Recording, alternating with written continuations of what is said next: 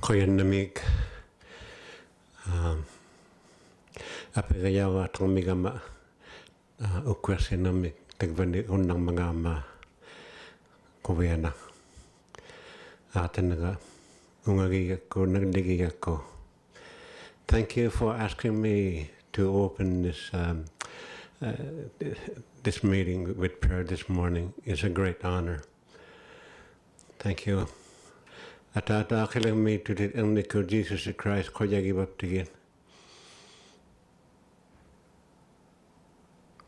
Taman na pinang nakigang ni amalo igvisangan ni mikititaksima bugun. Amalo taman na iman nailon nak sa kulo kangaha leletok taman na Nunavut na tamani Nunavut pilagara si magatigo Nunavut miotigot. Mannelisuli inilititagan na mit tayo ito inalagata atan na nikagusong na koyan na merotigayabon. Father, we thank you for the good thing that you have done. Yes, this work has been for many, many years now. Today is still part of the implementation of what we have done. Thank you for your blessings. Koyali yugod igvitsay matitsinang nun. Ulokat siya na megatalo. Koweso pugod. Ang nakpe Jesus Christ to siyo ating agod. Amen. Good morning, everyone. My name is Sharon Akagloak. I'm the Executive Director for the Nunavut Planning Commission. Welcome. I'm going to ask, we noticed some people just came in. I'll ask again if any members for Rankin Inlet came in. Sure. No, it's working. Just give it a thumbs up. Inutito nga uwan mipa. Hawiti tauta. Inutito tusaksawin mat.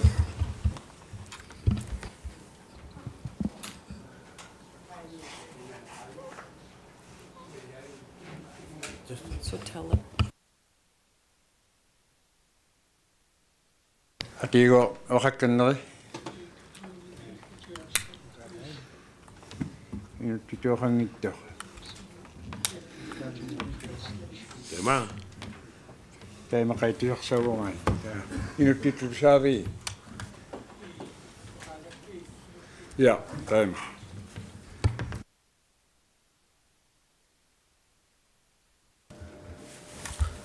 So before we get started, for the headsets, in the back of the headset, there's a little button. If you press it twice, and then press it again where you want it to stop, if it's English or Inuktitut, you have to open the headset up.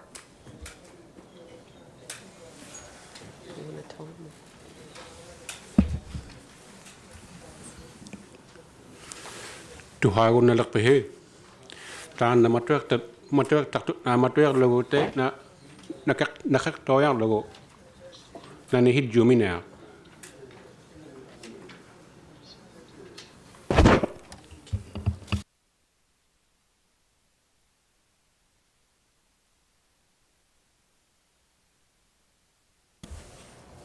Tema kai. Kayunami David piat tigunata kayunami amma tunga sugichi ubanga anulo na kasu panatong to yung tabani Nunavut panay kuni siboto kena tunga julay ng tilu tikota yung akagut tisama palun na kay katap takunani katemayo katawa tunga amma tunga titikan na yung ating si kayong na si tabunga panapalit lu inalan ni wala tumo kalon ni nulan ni tusaka suang ta ko panay ko yan na may kay kasi inutitun amma kalon na ito kakain na katungus kama kaya man yasi The purpose of the pre-hearing conference community engagement. These community engagement sessions today have been designed specifically for you and each of your communities to provide you with an understanding of the June 2016 draft Nunavut Land Use Plan, to prepare each of you and your communities for the upcoming draft Nunavut Land Use Plan public hearing in March 2017, to ensure that your community voices are heard as outlined in Article 11 of a Nunavut Land Claim Agreement, Part 2, Planning Principles, Policies, Priorities, and Objective 11.2.1. The various other planning partners have been engaged throughout the consultation, technical session, and the recent pre-hearing conference held in September 27 to 29, 2016 in Iqaluit. Panayikut takwa panapalegas tiluit na niulatumu nunalin opastakatangus mata sassini tekan Iqaluit tiami pigelau tu kangin. When did we start in Cambridge Bay? 21st. 21 utilu pigelau tu Iqaluit tiani amma alle nunangani kendalam yugut tamang alam ini tinni kang sinamo amma ay aksama kendalau luta Northern Quebec mulam yu taunwa amma kang tuga mitti matalim nakalunulu.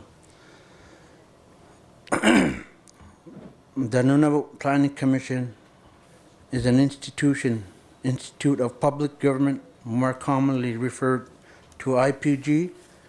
The role and responsibility of commission are set out under Article 11 of the Land Claim Agreement. Article 11 directs the commission to prepare and implement land use plan. The Nunavut Land Use Plan is intended to guide and direct resource use and development of Nunavut settlement area. The Nunavut Land Use Plan applies to land, water, marine areas and resources, including wildlife and outer land fast ice zone. The Nunavut Land Use Plan does not apply to traditional land uses such as hunting, fishing, and camping. The plan does not apply within established park. The Nunavut Land Use Plan must devote special attention to protecting and promoting the existing and future well-being of Inuit and Inuit-owned land. Reflect the priorities and values of residents. Take into account cultural factors and priorities. There you go. Aperiunga namitumi uwani titikanitum nalian no kharema mangakti. Ubang ko 6 minutes titakka kalimarka. Take on net na piyag.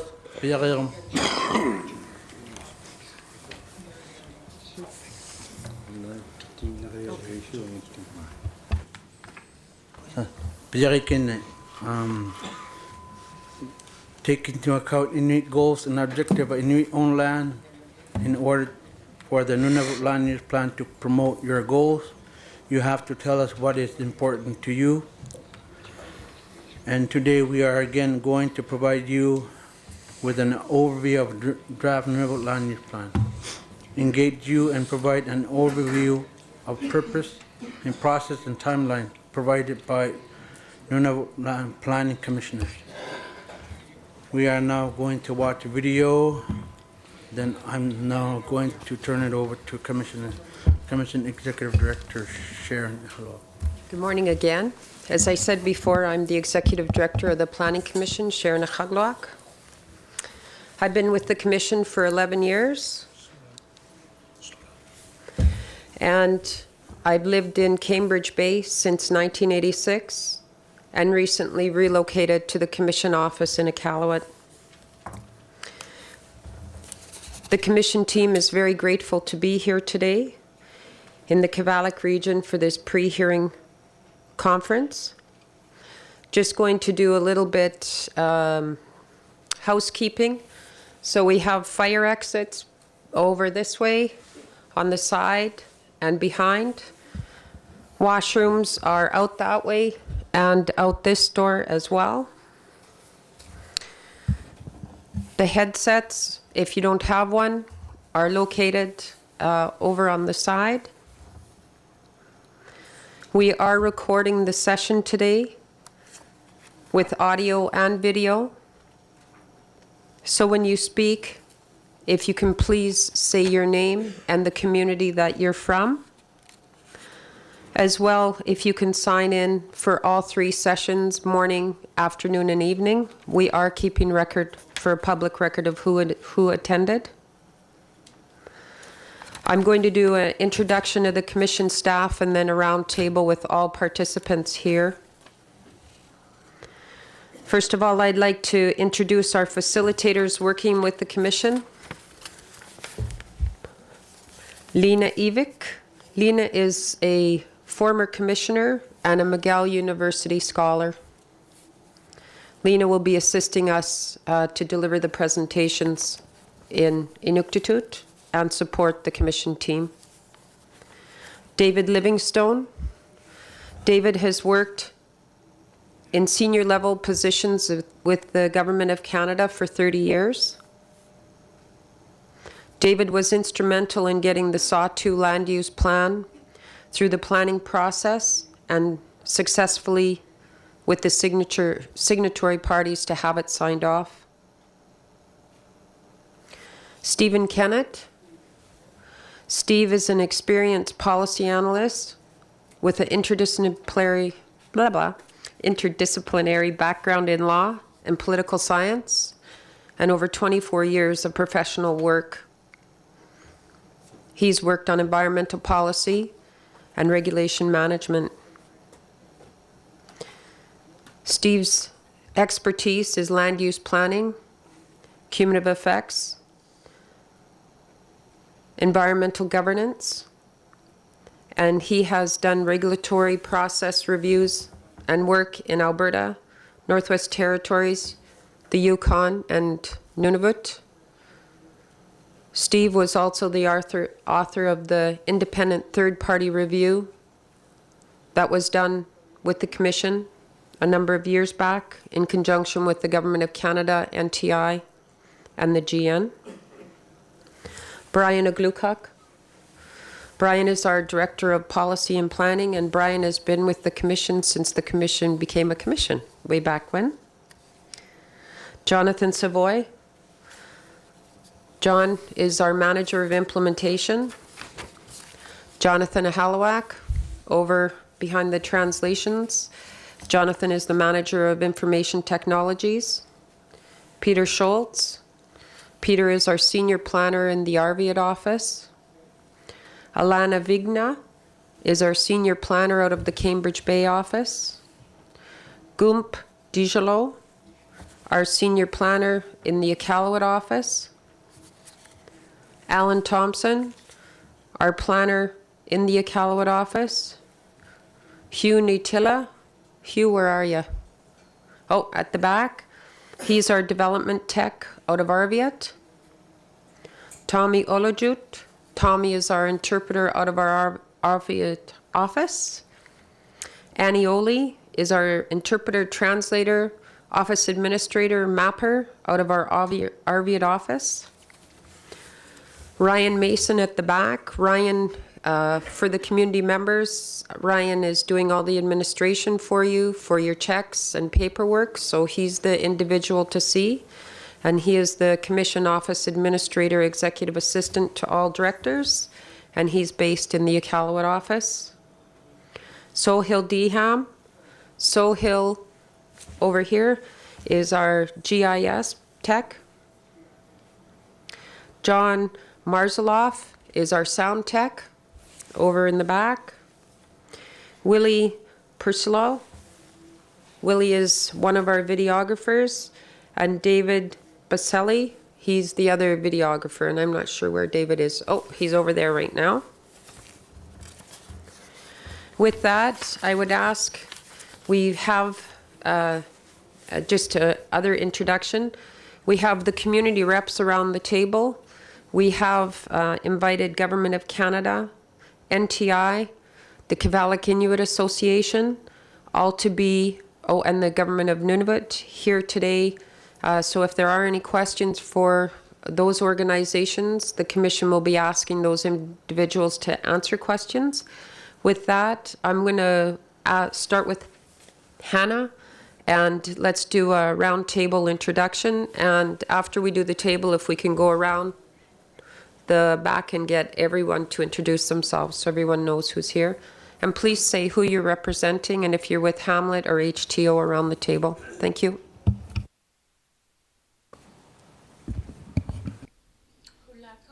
Good morning, Hannah Onyoksaga. I'm with NTI. I work in the Iqaluit office. Hey, I'm Craig Beardsaw from the Kivalliq Inuit Association, and I'm the environmental technician. Uvlakud. My name is Amanda Hansen-Main. I'm representing the hamlet of Arvuyet.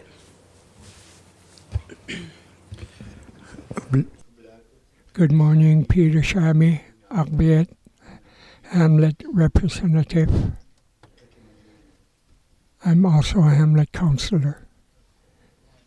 David Alagaloyunga Arvuyet from Arvuyet.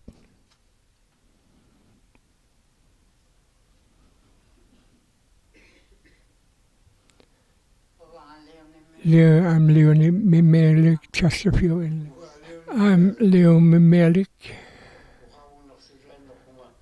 Finally, I'd like to tell you, I don't know where I'm from, but I think I'm from Chesterfield. That's all I know. And for short speech, the presentation you gave are only in English. Although you have interpreter, I didn't get any word of it. Willie Nakulak, appointed by Hamlet of Coral Harbor. Paul Pudlet, HTO, Select, HTO Coral Harbor.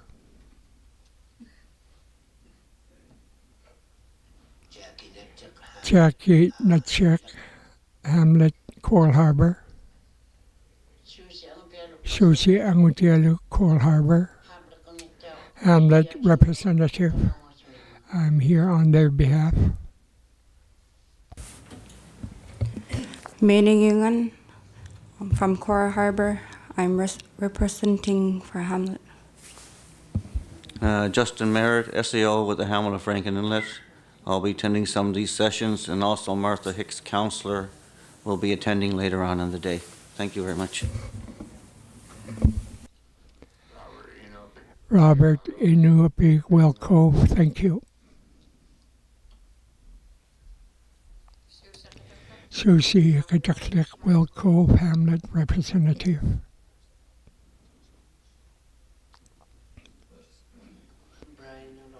Brian Uluxit, Well Cove, Hamlet representative. Samuel Awalak, Well Cove, Hamlet representative. Louis Boise, Well Cove.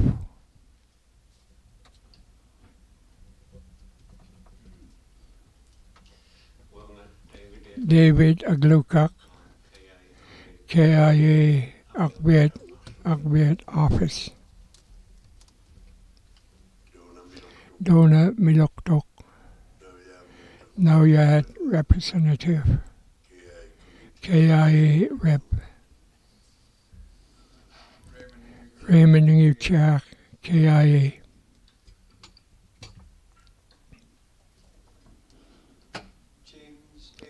James Stepanak, Baker Lake, HTO. Paula Kiwaglik, Baker Lake, Hamlet.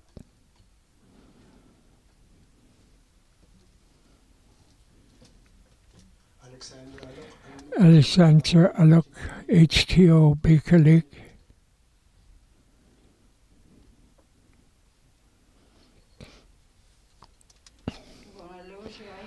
I'm Lucy Ayagak Bakerlake, Elder Representative.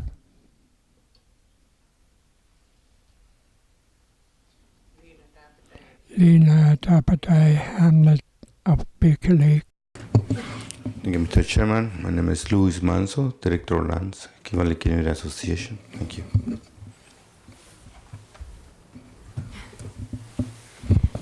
Brenda Osman, Kivalak Inuit Association, Lands Administrator. Blatya, Gabriel Naklungarunga, KI Kuni. KIA, I'm sorry for this morning. We'll be going out soon. We have a trip going out. Thank you for you KIA ribs from the communities. Good morning, Kim Polly, Indigenous and Northern Affairs Canada. Hello, Spencer Dewar, Indigenous Northern Affairs Canada, Iqaluit Regional Office. Shay Okribito Malcolm, Canadian Coast Guard. Good morning, Maria Serra, GIS Coordinator, Kivalik Inuit Association.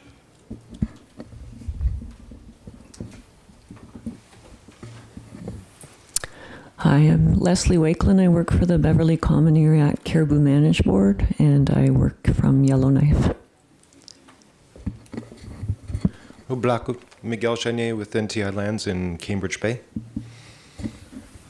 Black Jeff Tulugak, Kivalak Inuit Association, Nunavut. Good morning, David Pulley, NTI. Good morning, Al Joseph with Parks Canada, the Iqaluit office. Morning, Amy Robinson, Government of Nunavut. Good morning, Carla Letta with Canadian Wildlife Service.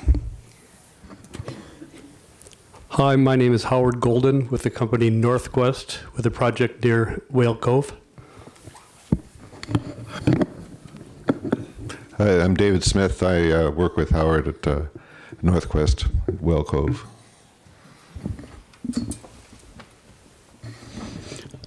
Good morning, Jaideep Johar, Transport Canada.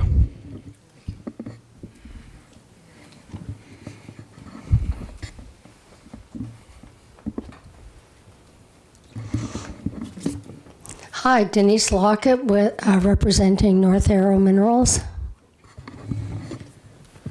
Stéphane Robert, representing Aniquego.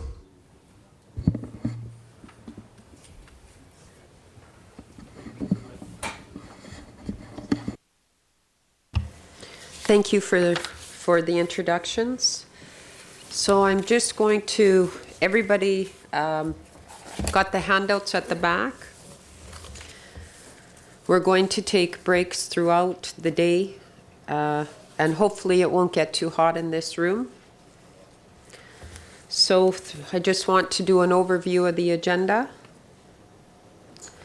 The first part is the introduction and overview of the draft Nunavut Land Use Plan. This presentation will be providing an understanding of the draft plan, and Lena Ivik will be our moderator facilitator for this. The second agenda item will be community breakout groups, and we'll be asking the communities to break out. We'll be setting tables in the corners and around the room and breaking out with your individual area maps and focusing on discussion of how the draft Nunavut Land Use Plan will be affecting each community. This afternoon, we'll have a regional summary of the draft Nunavut Land Use Plan with with the NPC staff leading that. Later in the afternoon, we're going to have a roundtable on key issues, and NTI and the KIVIA will be speaking specifically to IOL lands. And then later we're going to discuss community engagement and tools to assist communities with when they go back into their community with information. And then later on, a community feedback session, part 1. Sorry, that's where NTI and the KIVIA will talk specifically to the IOLs. And then this evening, a community feedback session and questions and answers. So with that, I'm going to turn it over to Lena for the first presentation. Thank you.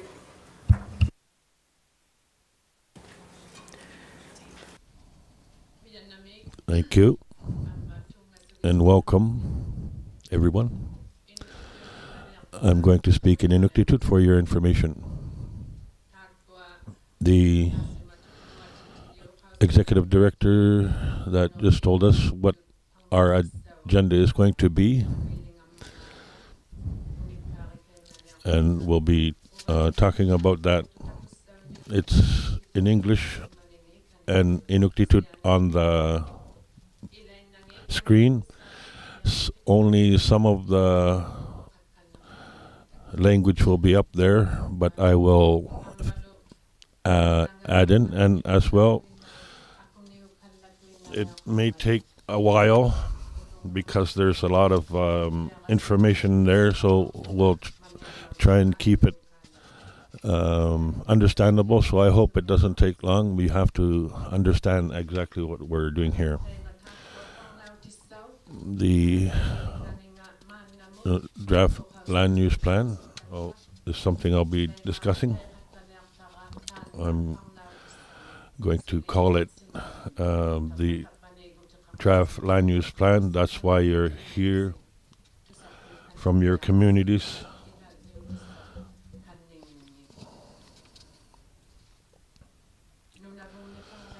The Nunavut Planning Commission, that's the reason why we are here, the draft land use plan. The Nunavut and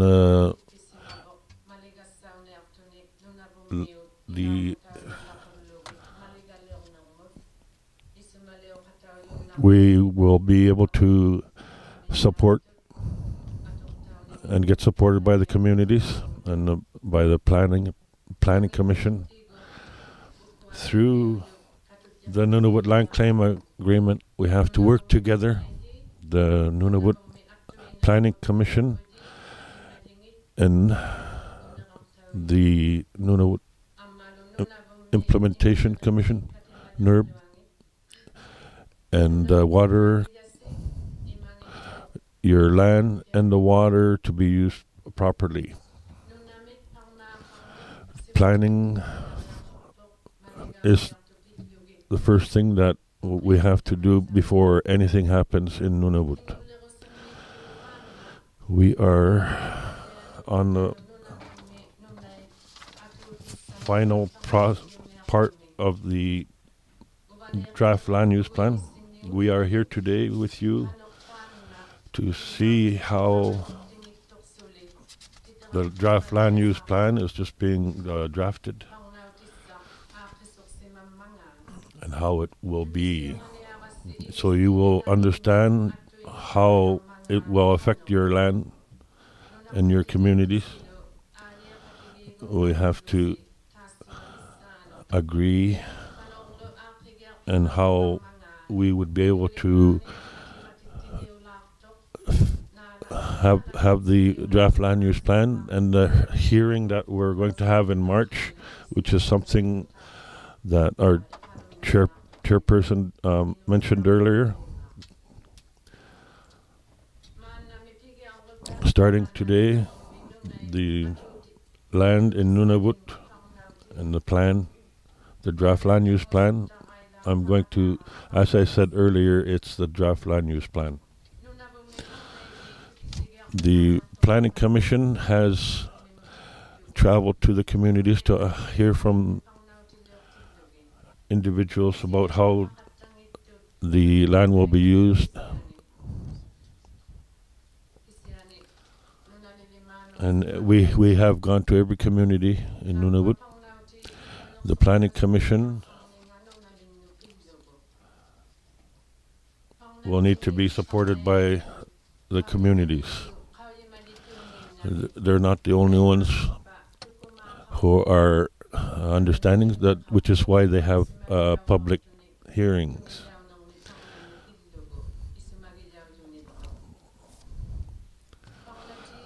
The Planning Commission are hearing from the communities and individuals and what they want to see in the plan. The draft land use plan, they use Inuit traditional knowledge. There are 4 issues. They're going to communities, drafting the maps and hearing from individuals, and to have written submissions. These are what we have done up to today. As well, part of this process tonight, we will hear from NTI representatives.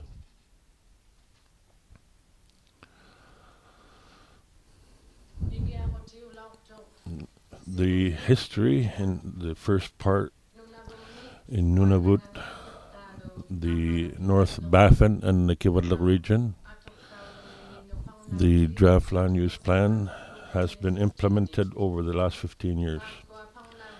These plans are still being implemented today, but other areas of Nunavut do not have approved land use plans in place. Since 2007, the Nunavut Planning Commission has been working to create a single land use plan for all of Nunavut, which would also replace the 2 existing plans in the Kivadlik and the North Baffin region. The process history, part 2. Since 2004, the Nunavut Planning Commission has been conducting use and occupancy mapping interviews with Nunavut residents, which provides an overview of how communities are using the land. The Nunavut Planning Commission has used this information to supplement information coming from other participants. In 2007, the Nunavut Planning Commission approved a document that was developed in close consultation with the Government of Canada, the Government of Nunavut, and NTI on how the Nunavut land use plan would be structured.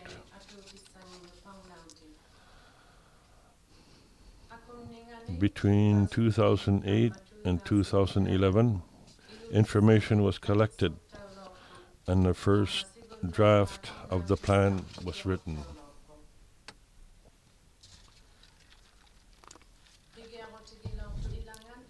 Part of the process history, in 2012, the Planning Commission publicly released the first version of the draft plan. Between late 2012 and early 2014, the Nunavut Planning Commission consulted with over 30 communities, twice in Nunavut, in Nunavik, northern Saskatchewan, and Manitoba. In June 2014, the Nunavut Planning Commission released a second draft plan.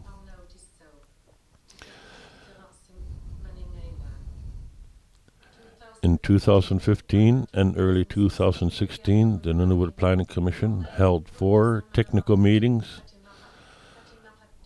to discuss parts of the plan that required more attention. These discussions and additional written submissions lead to a further revised plan released in June 2016.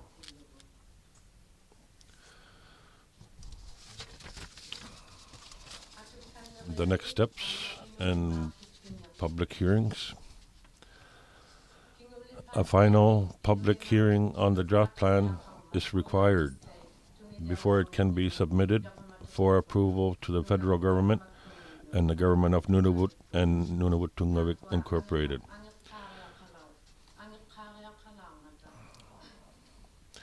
The public hearing will be an opportunity for participants and communities to provide oral feedback and written submissions on the draft plan. In a public setting, in accordance with the requirements of the Nunavut Land Claim Agreement.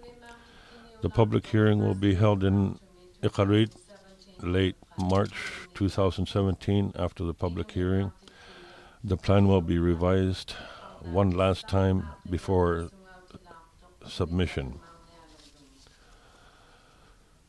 Your role in this process is essential. You are the representatives of your communities in this planning process.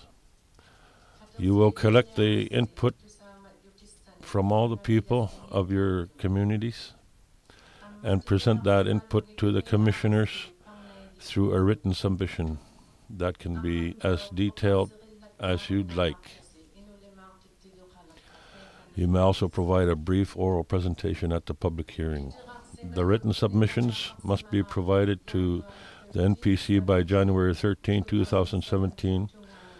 This land use plan is the detailed representation of how Inuit would like to see their land to develop now and in the future.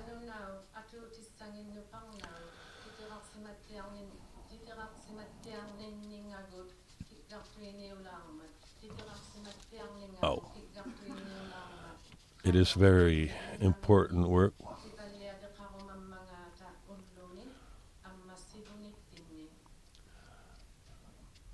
And we thank you for you and your participation. The hardest part for you will be in getting agreement from your community on suggestions to improve or refine the draft plan.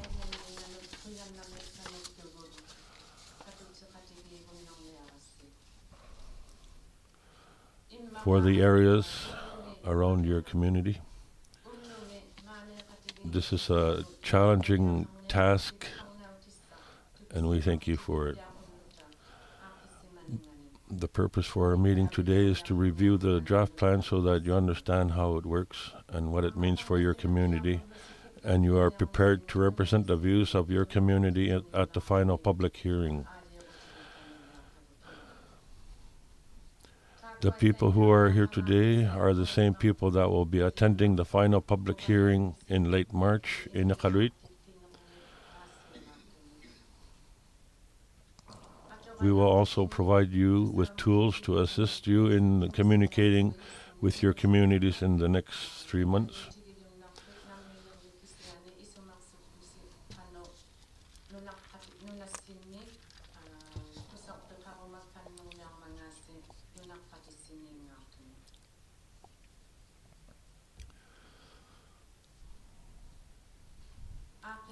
The format of the draft Nunavut Land Use Plan. We would like to begin our discussion of the draft plan with a quick overview of the different pieces that make up the plan. The main document of the plan consists of 7 chapters. There is an introductory chapter, then 5 chapters that each relate to a different planning goal, and the last chapter is an implementation strategy. And there is a set of annexes and a series of tables.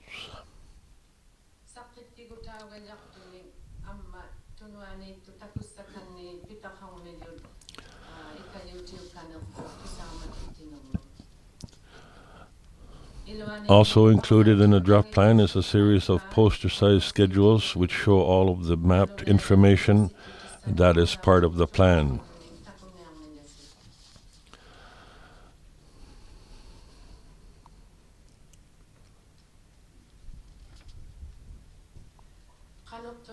options document. There is also a separate options and recommendations document that references all the information that was considered and recommends a preferred option for each issue. This document includes detailed maps for each location. The draft Nunavut Land Use Plan, Chapter 1, provides an introduction to land use planning in the Nunavut settlement area and covers a number of important concepts that are key to our discussions today. Land use regulatory concepts. There are a few important terms that the plan uses to manage land use. Prohibited uses identify land uses that do not conform to the draft plan. This means that any activity that is listed as a prohibited use in a given area would not be allowed to happen. The plan would have to first be amended. These uses are identified in Table 1. Conditions identify requirements such as setbacks that land users must follow. So in this case, all land uses must follow the conditions identified in Table 1.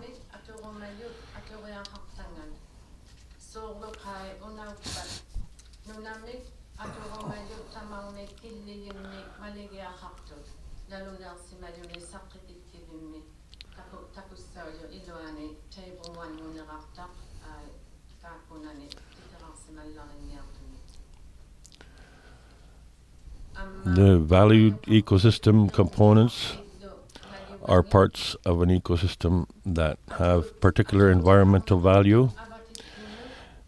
These could be wildlife species, like polar bear, or habitat, like a flow edge.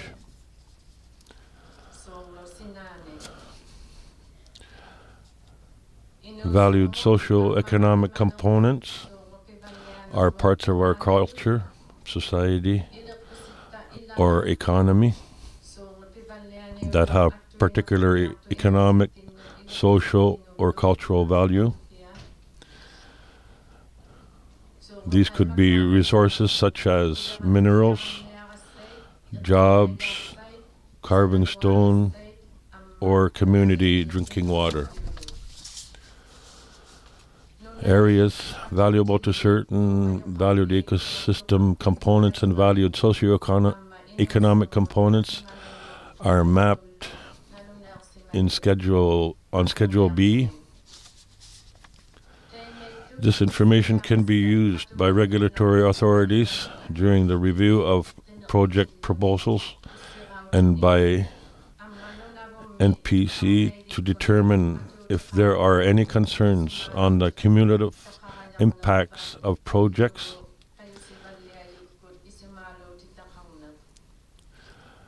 Valued ecosystem components and valued socio-economic components are collectively often called valued components, or VCs. But from this point on, we will usually use the term values when we are talking about them. Land use designation. The draft plan has three kinds of land use designations. Protected areas,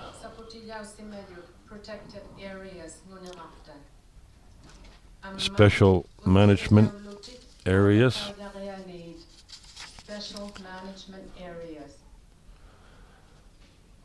and mixed use as shown on Schedule A.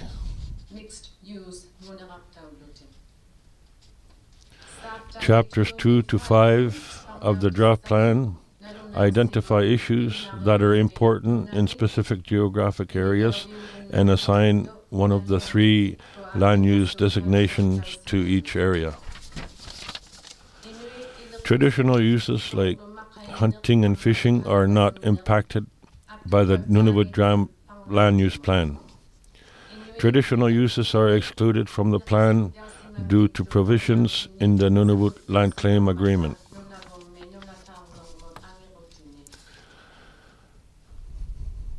Protected areas are shown in green on Schedule A and are identified with green text boxes throughout the plan.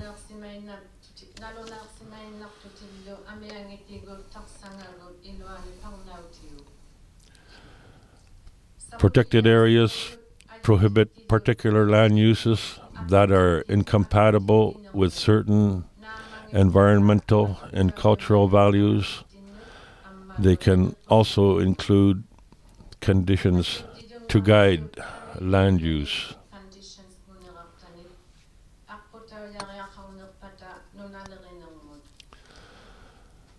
Protected areas are not permanent features. They may be changed or removed through plan amendments. Also, this draft Nunavut land use plan is not the final plan. Your community may suggest changes to the areas you see on the map. Special management areas are shown in yellow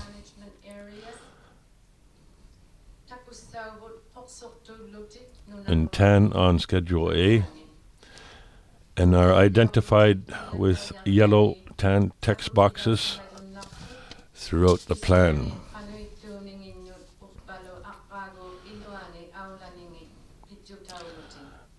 Special management areas may have some prohibitions, but usually involve conditions or seasonal restrictions. Special management areas support the identified values of an area, taking into account natural resources, linear infrastructure, environmental considerations, and other factors. Mixed-use land use designations are shown as gray areas on Schedule A and are identified with gray text boxes throughout the plan.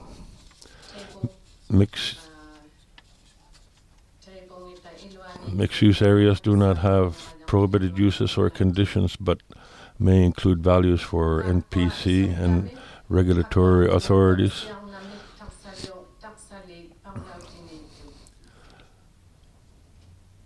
To consider when reviewing project proposals.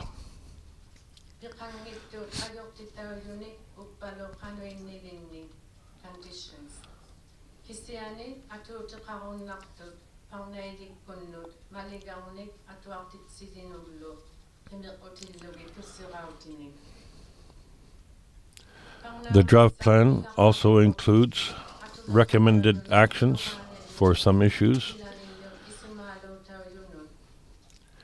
These are included in blue text boxes in the plan and are summarized in Annex C.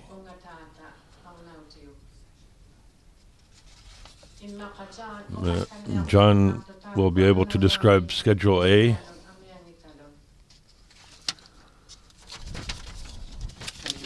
Kuya namig lina, Jonathan Savoy atakaktunga pag naikun piliriyo yung ununga lagnayama una nunangwa manitok atong na ako lina okakagmat Schedule A tanang pimariyong man tapos mga titaktaw balya yung tagwano nangwa wani Schedule B taw at yung ito nun awani nga akto Tana nunangwa pimerong mat narunay katang narunay simat takwa maliktaw yareli bigar bingan tana Takwa nanona sema yuskadwa emi. Takwa o khawsi o khatat o khawsi riya khattaqtut tungu yortunek. Pitartaile bibliothèque taikuna atoktaw yun nangislutiglo tagbunga titartaw balde yuming kiwadliw iluani nalona simayut ubani ningar pasinganik nalona simadlutiglo tuktu tamauna pitartaile bibliothèque o khawsi unartu watjao takwali Takwari maineri yo khatar niartut kivallu ilwani amisiungittu galo kivallu ilwani kisani uktu tu yutu narlugat taikwa qinalugai takpani sadlermi ilangillu maineri yo niartillugut maliga khalwat jangit tillugut so khay taikone qinaluga veo khattartuni so khay ma umiak jo tabuna onna khatar jangi matik takwalo akia unnak sutiglo maliga khalwang sutiglo takwa serna minalo nersi mayut atoktaw yun nak sutiglo takwa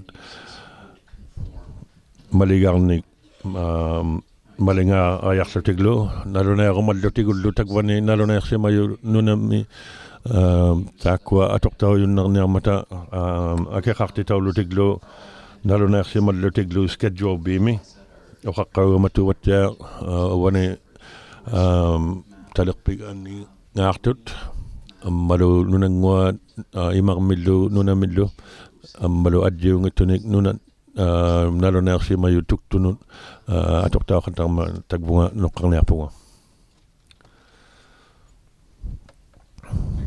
Kuyanamig Jonathan, Brian Aglukak, with the Nunavut Planning Commission. The things that he mentioned, when you break out into different groups, we will get clear understanding as to what those uses are, designated areas are. Thank you. And thank you, John. To continue.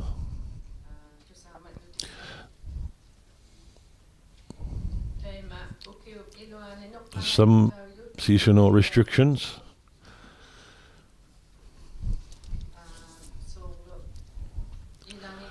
Some protected areas and special management areas, particularly marine areas, have restrictions that apply only during certain seasons. Seasonal restrictions in the draft plan are based on Inuit seasonal cycles and systems.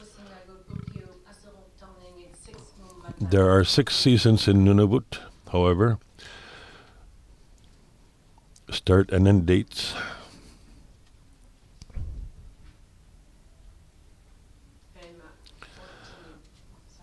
Differ from region to region.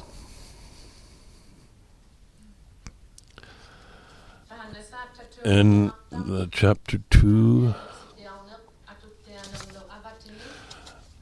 protecting and sustaining the environment. Goal 2, chapter 2, protecting and sustaining the environment. In this chapter, you will find discussions and recommendations on wildlife and environmental concerns. The following areas and issues have been identified to support the goal of protecting and sustaining the environment. A, key migratory bird habitat sites.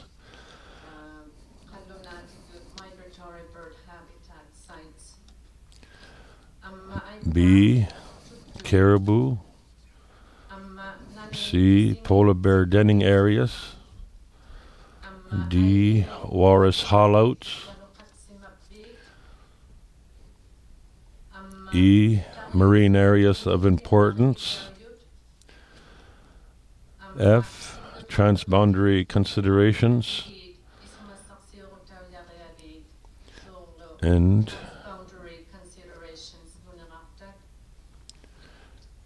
G, climate change. In this presentation, we will cover a few of the issues as examples, additional areas and issues that are important to this region will be discussed in smaller breakout groups and presentations that will follow. Caribou are a central species in the north. The use of caribou is a fundamental part of Inuit identity.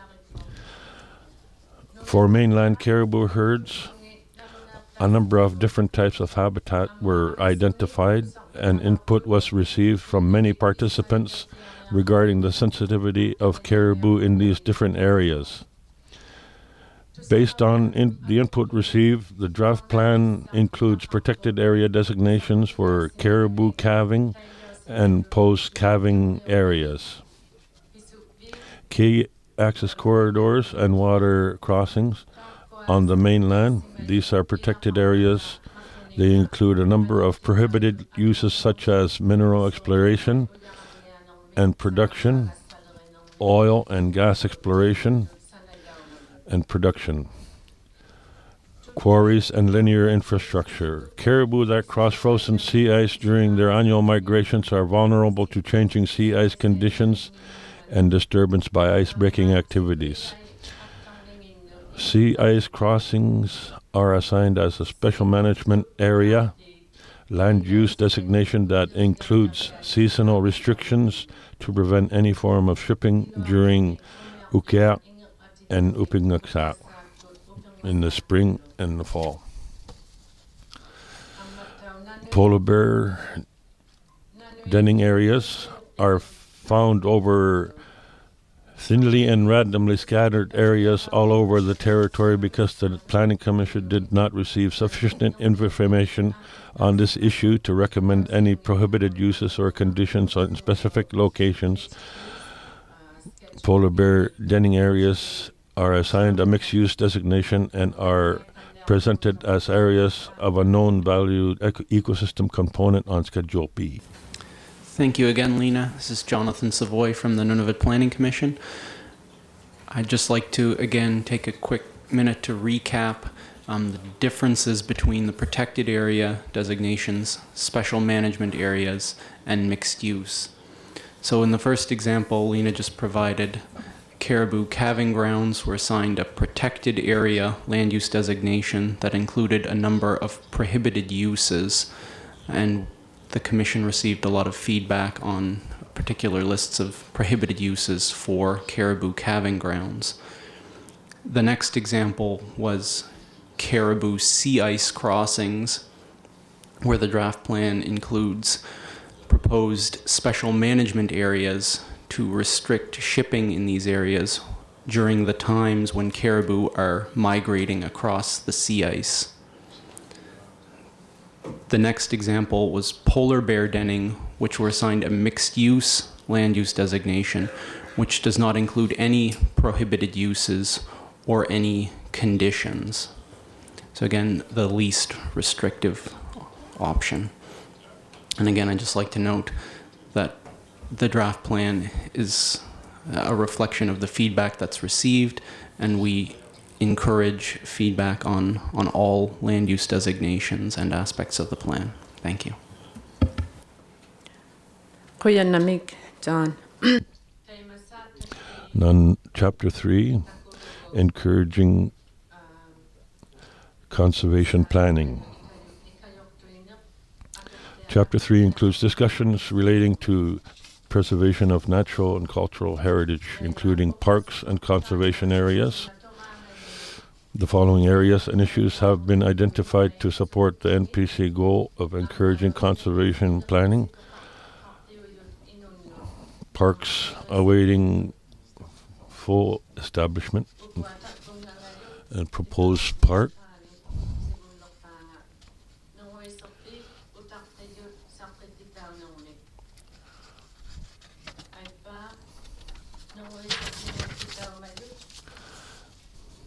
C,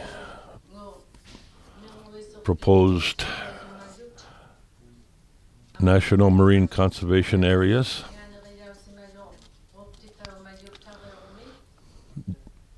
D, Thilan Wildlife Sanctuary. E. Migratory bird sanctuaries. F. National wildlife areas. G. Historic sites. and H. Heritage rivers. Parks, although land use plans do not apply within established parks, they do apply to areas where parks are not yet fully established or are proposed. These areas are designated as protected areas to help prevent incompatible development before the parks are legally established. Heritage rivers. The Canadian Heritage River Systems promotes Canada's river heritage. There are several heritage rivers in Nunavut: Thilan, Lake Kazan, Soper. Small areas of significance for the Thilan and Kazan rivers are designated as protected areas, with the remaining areas presented an area with value. The Soper River watershed has been designated protected area. Chapter 4, Building Healthy Communities. The following areas and issues have been identified to support the NPC goal of building healthier communities.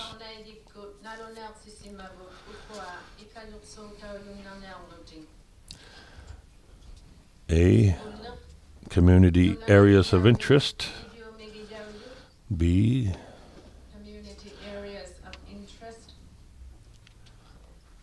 B. Community priorities and values. C. Community land use. D.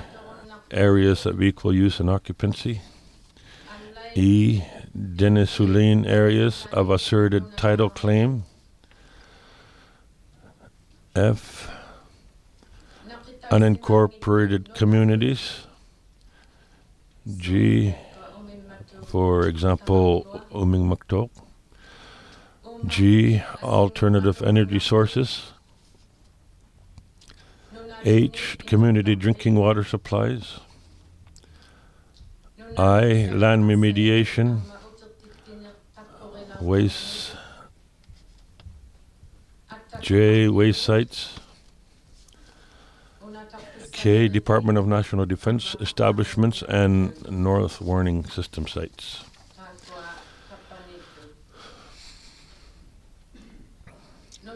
Community areas of interest.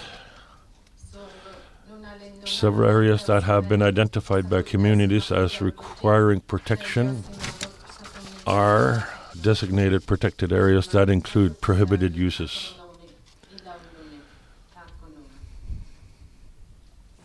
John?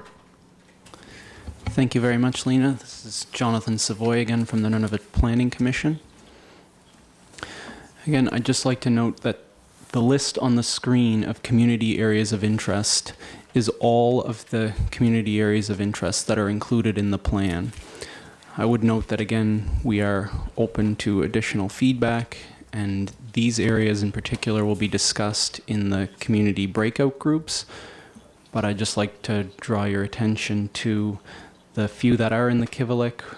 We have the Duke of York Bay on the northwest corner of Southampton Island, identified by Coral Harbor and Nauyat. We also have essential char fishing rivers on Southampton Island, again identified by the hamlet of Coral Harbor. We have the Diana River near Rankin Inlet, as well as Walrus Island, south of Southampton Island, again identified by Coral Harbor. And these will be discussed further in the breakout groups. Thank you. John?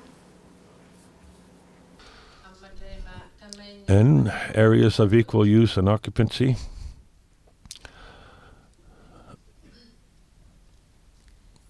Are Hudson Bay Island, where certain lands are jointly owned and managed by the Inuit of Northern Quebec, as represented by Makivik, and the Inuit of Nunavut, represented by NTI.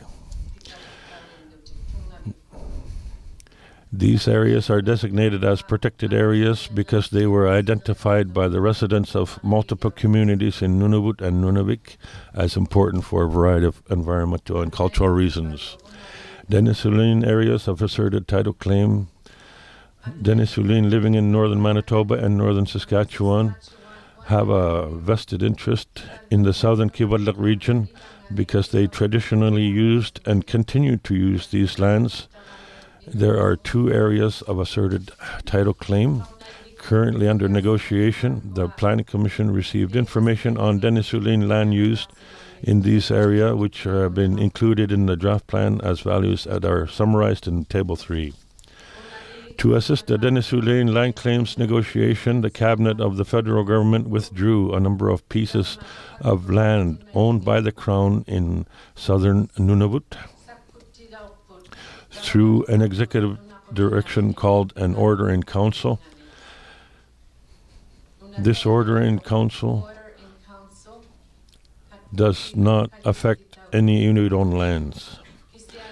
The Denisoline First Nations have recommended that these areas be designated mixed use in the draft plan in order to facilitate ongoing land claim negotiations.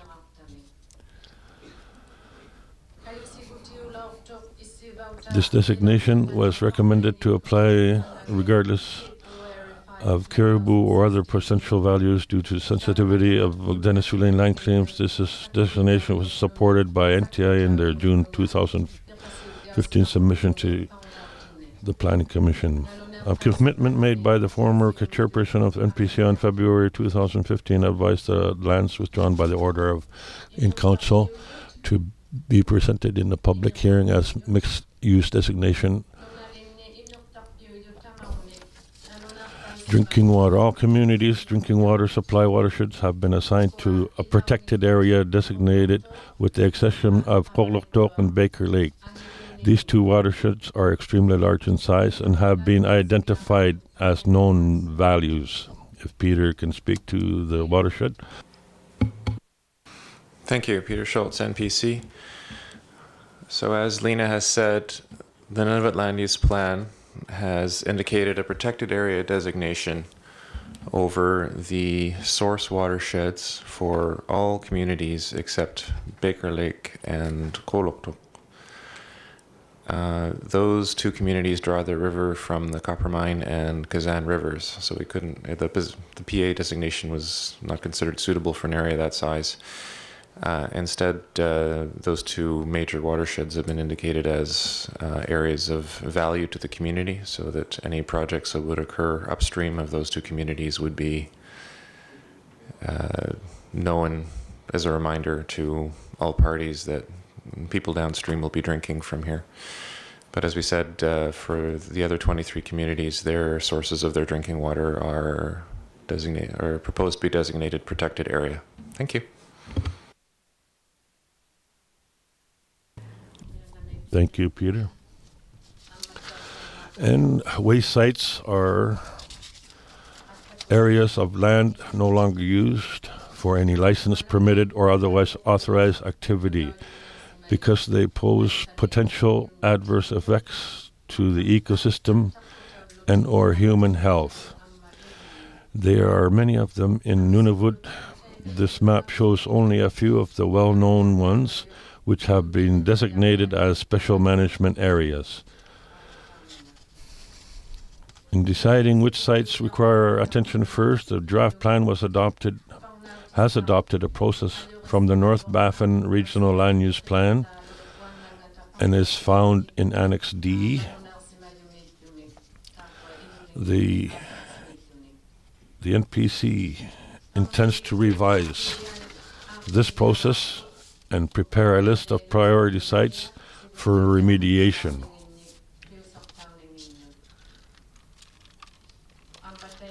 Chapter 5, Encouraging Sustainable Economic Development. Chapter 5 is about sustaining the needs of today without compromising the needs of the future. The following areas and issues have been identified to support the goal of encouraging sustainable economic development. A. Preserving a mixed economy.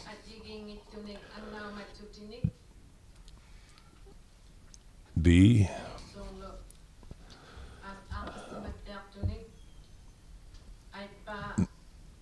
Mineral potential. C. Oil and gas potential. D. Commercial fisheries. And E. Developing new infrastructure responsibly and efficiently. Mineral potential.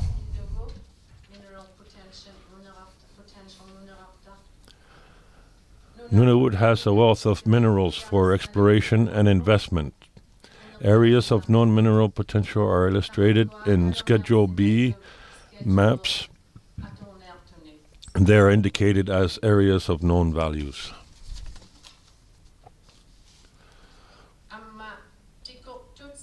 Linear infrastructure. This chapter of the plan addresses linear infrastructure, and we'll be discussing this under item 3 this afternoon. And marine shipping is an important component of future development in Nunavut. As the climate continues to warm and the seaways are open for longer periods of time, the opportunity for marine shipping in the Canadian Arctic is gaining international attention.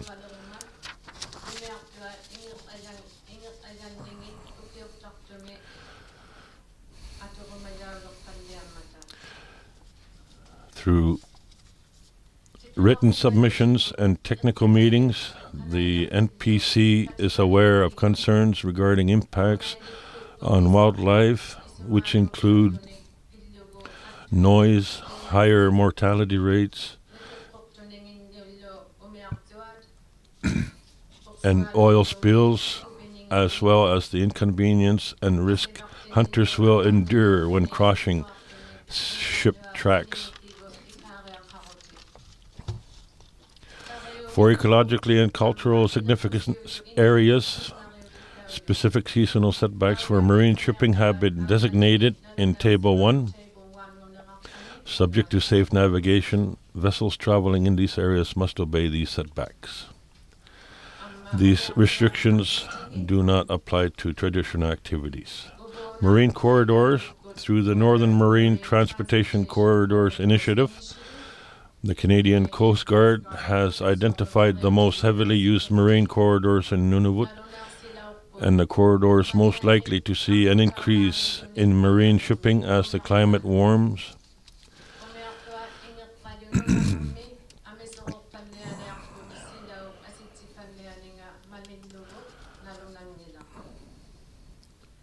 Charting certain waterways can reduce the occurrence of ships traveling in ecologically delicate areas and improve overall safety.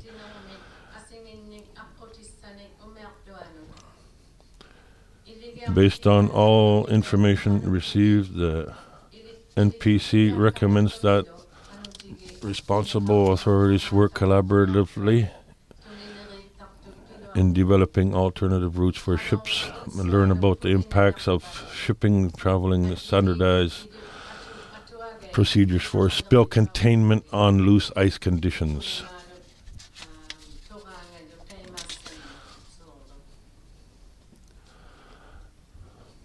On-ice transportation corridors. There are a number of traditional on-ice transportation corridors in Nunavut.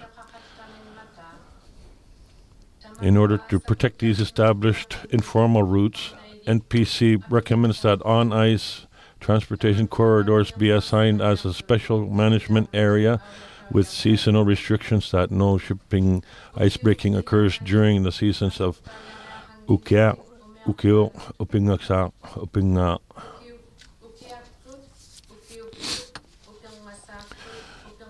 in the spring, winter, fall. Proponents requesting to ice break on routes that cross recognized on-ice transportation corridors must answer a series of questions in their application. These questions will guide proponents in considering how their proposed ice breaking may impact communities and how these impacts may be mitigated, considering ice conditions and other factors. Chapter 6, Implementation Strategy. Conformity determinations. All proposed projects must first be submitted to the NPC to determine whether they conform to the plan before other regulatory authorities can consider them.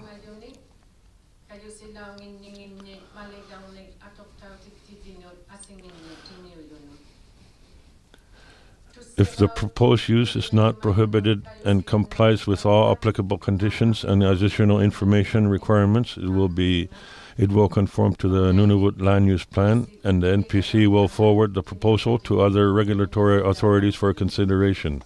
If the proposed use is prohibited or is unable to comply with relevant conditions, it will not be in conformity with the plan. Existing rights.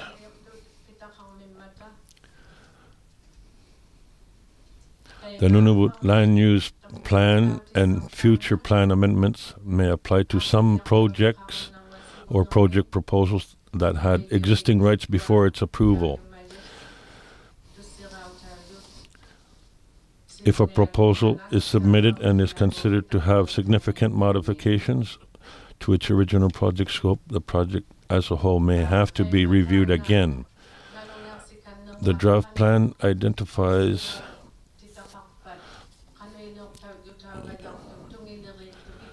seven distinct stages in mineral exploration and development: prospecting, staking, exploration, advanced exploration, mining, closure, and remediation and monitoring. I apologize when I had lost my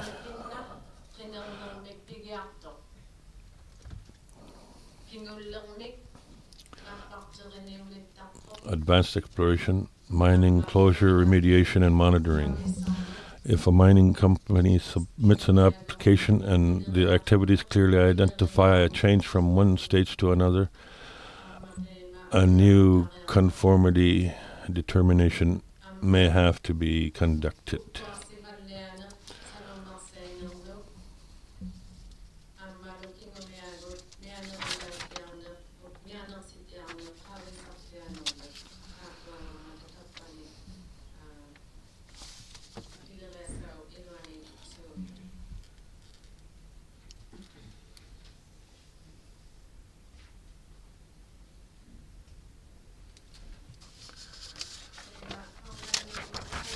The incremental planning.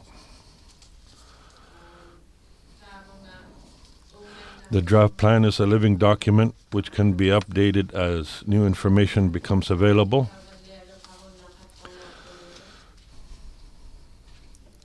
The plan can be changed or updated through a public plan amendment process to consider new information or a project proposal that would otherwise not conform to the plan. A plan amendment can be requested at any time.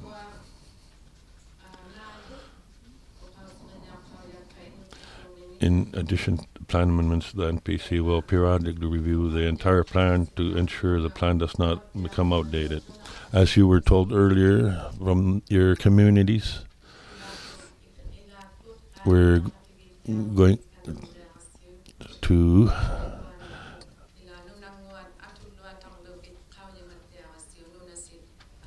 because you know your community better and the environment around it. Thank you. I apologize that I was talking for a long time, but thank you.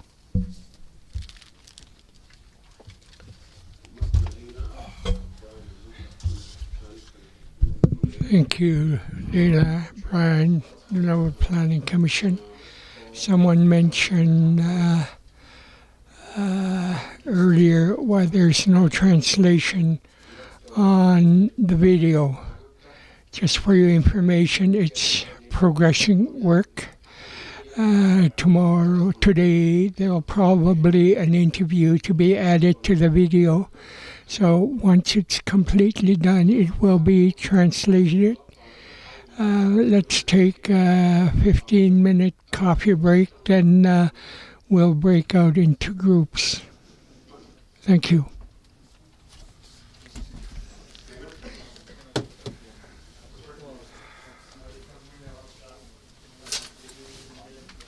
Matnay, ukanimata tebya.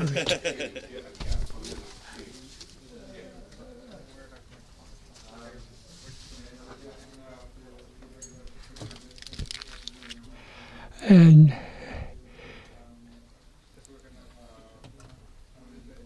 I have no idea what the progression is like. And I hope you will be giving us opportunity to ask questions. Thank you.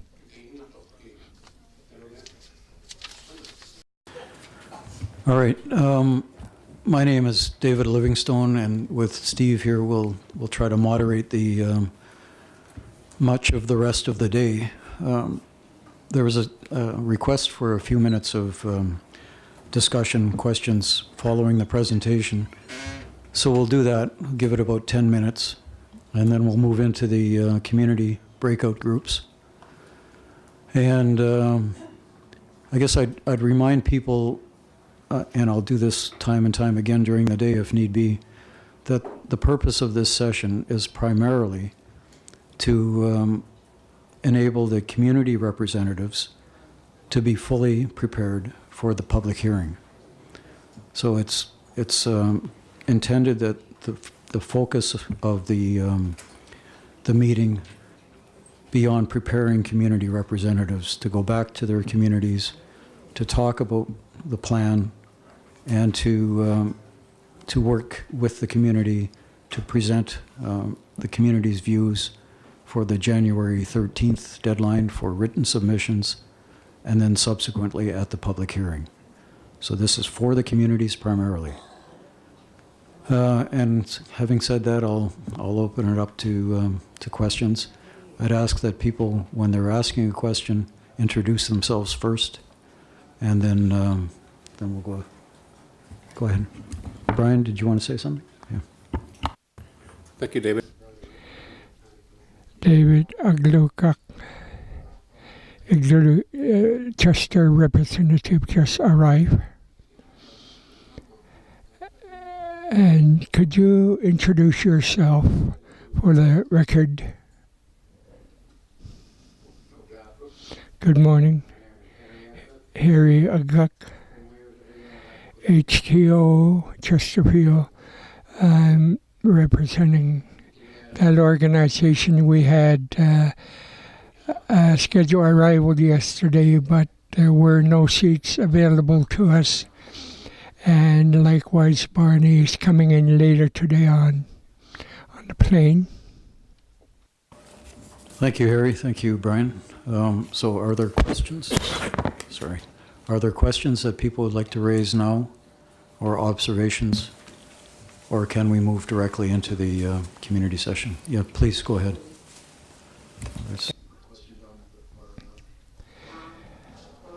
My name is Pauline Kadju, Chesterfield Inlet. I'm here with Clark's. Yesterday was our schedule as well, that we didn't have any seats. Thank you, Leonie. Any response? Okay. Any comments, any other comments from the group? Please. Paula Kiguelicusen. When Peter Schultz mentioned about the watershed for Baker Lake for drinking water, he needs to add, or we need to add Thelon River as the main river to the drinking water.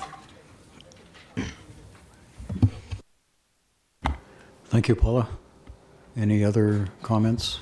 We can get into more detail as we get into the community breakout sessions.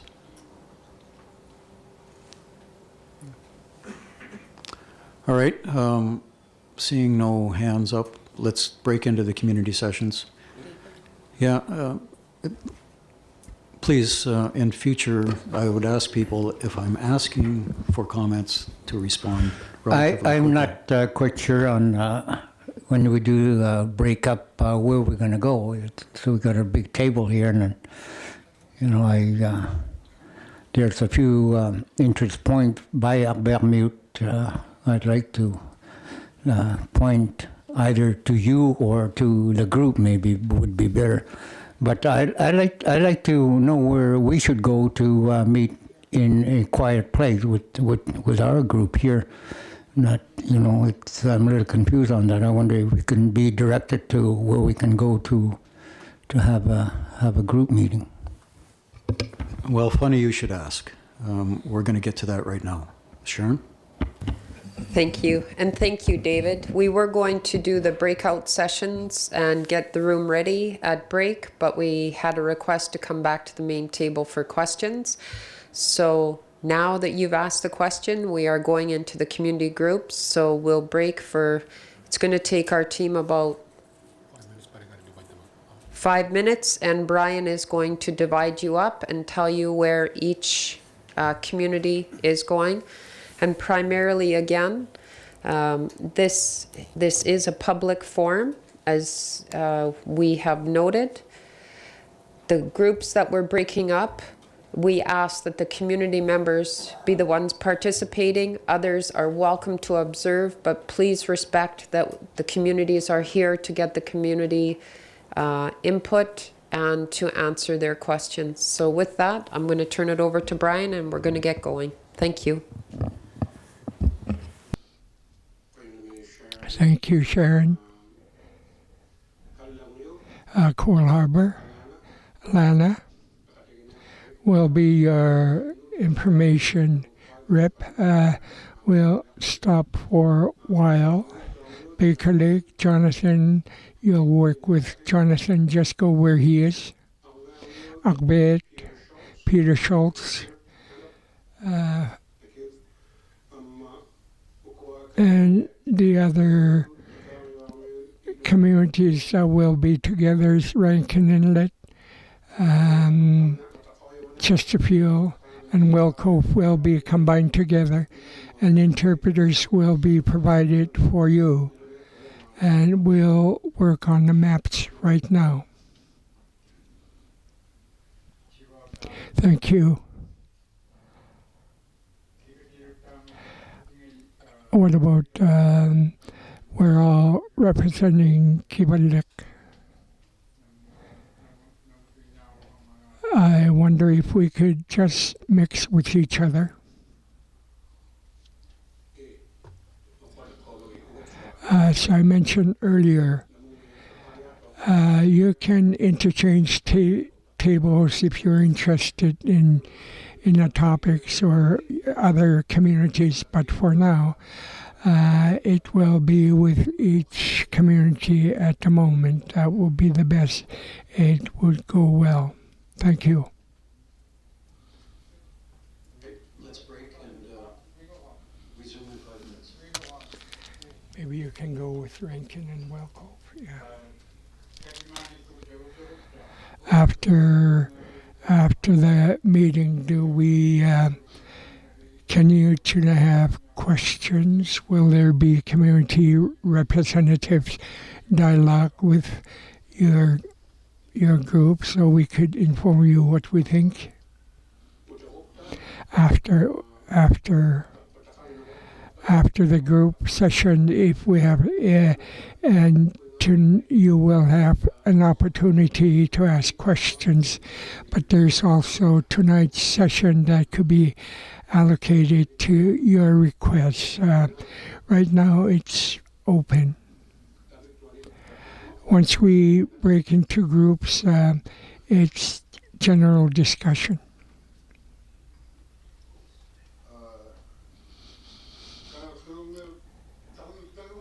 I don't see any Rankin representatives. Where are they? I only see one person. Is there Rankin representatives? The next item on the agenda is regional summary of the draft land use plan. And I guess Jonathan will lead us through that. It'll be a relatively brief overview, and then we can get into a roundtable of discussions if people like. Just so you know, the items after the break, the roundtable on key issues, and the overview of tools will be considerably shorter than is shown on the agenda. We'll just introduce the key issues, some of the key issues that have been identified, and have a quick discussion about community engagement tools and the ways that the NPC staff can help motivate that and ensure that it does go smoothly. And then we will see about the need for an evening session. It may be that that session will not be required. Depends on the nature of the discussions we have later this afternoon. And I gather too that because of impending snowstorm blizzard in Iqaluit, that there will be a charter leaving for Iqaluit later this evening, and we want to make sure that obviously people have time to make their way to the plane and so on. The storm is forecast to last until Friday, which means that if they don't get out, those folks don't get out tonight, they won't be getting home till Friday at the earliest. And then the next leg of this community engagement process starts on Monday. So that would mean a pretty difficult time for those people directly involved. So we'd like to get them home for the weekend at least. All right, so I'll turn it over to Jonathan, and you can lead us through the regional summary. Thank you very much, David. This is Jonathan Savoy from the Nunavut Planning Commission. The first slide shows Schedule A as it appeared in 2014. Just a quick summary, there are a large number of yellow special management areas you see on the screen. The biggest difference between 2016, if we toggle to that, you can see a lot of those have been removed or converted into protected areas. So caribou post-calving areas, for example, changed from special management areas to protected areas. And as well, I'll note in the southern Kivalliq, the lands withdrawn for the Denisoothlanay land claims negotiations have also been removed from this map in 2016. Moving along, we have a colorful illustration of various caribou habitat that make up the designations on Schedule A. So just to recap once again, we have caribou calving areas in green, the caribou post-calving areas in pink. In yellow, there are the key access corridors. These are the small areas used by the pregnant cows to reach the calving grounds. And also the caribou key water crossings are identified in brown. And these are all protected areas with a number of prohibited uses.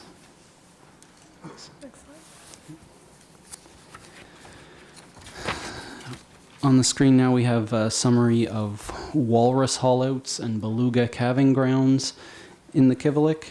The walrus haulouts are identified in the land use plan as protected areas with a number of prohibited uses. And the beluga calving grounds are a good example of special management areas where there's seasonal restrictions on vessels approaching these marine areas.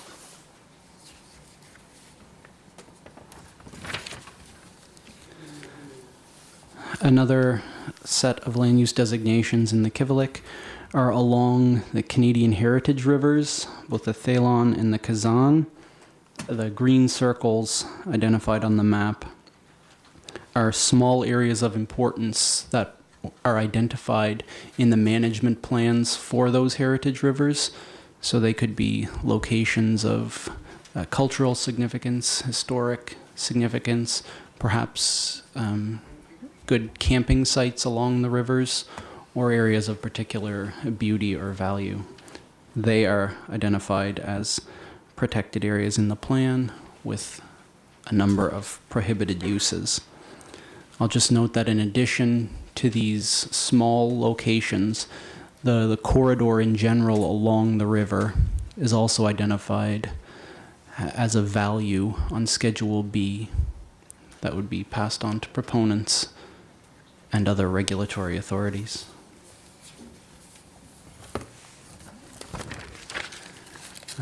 This map shows areas of known mineral potential. These areas are not included on Schedule A, as there are no particular prohibited uses or conditions associated with them, but they are included on Schedule B as a particular value.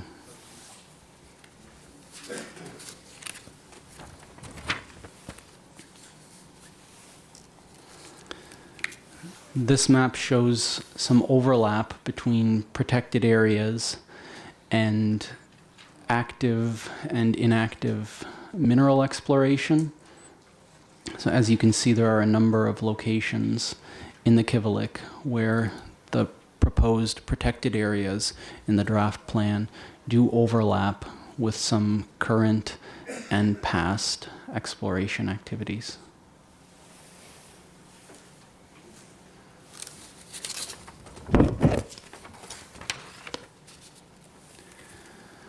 On the map here, we see two separate hydroelectrical potential sites.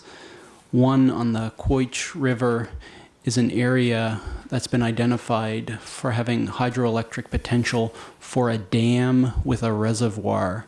So in this location, there's a particular point along the river that may be suitable for damming and flooding a reservoir to generate electricity. This is different than the site along the Thalon, where it is a particular bend in the river where a certain amount of water could be separated from the river and sent through a turbine and deposited back in the river. So at that location, there would be no reservoir. Both of these sites are identified as special management areas, and there are a number of prohibited uses associated with that to protect the value of those unique locations.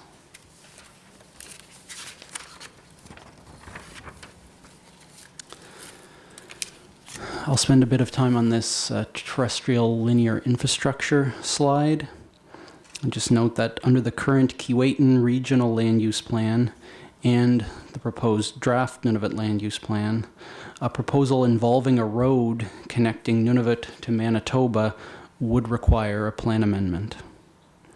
The word linear is meant to refer to anything long and thin. Linear infrastructure refers to roads, railways, telephone lines, and other built features that run a long distance. This map shows in red the roads that have already been built in Nunavut. Purple lines show where roads have been proposed and are presently either approved for construction or are in the environmental assessment or water licensing stage. This means that unless the proposal is significantly altered, purple lines show roads that would be exempt from the Nunavut Land Use Plan. The beige lines show speculative roads. There has been money spent on the feasibility or engineering of these roads, but the road itself has not entered the formal approvals process. The 2016 draft of the Nunavut Land Use Plan does not attempt to propose a linear infrastructure network plan of communications and transportation links. Instead, the plan creates a system for objectively considering and comparing options for achieving targets. This system relies on two types of alternative assessments based on mode, the form of transportation being considered, and routing. The Nunavut Planning Commission will be looking at the mode and routing of proposed linear infrastructure at a high level and leave the detailed assessment to the Nunavut Impact Review Board and the Nunavut Water Board and others.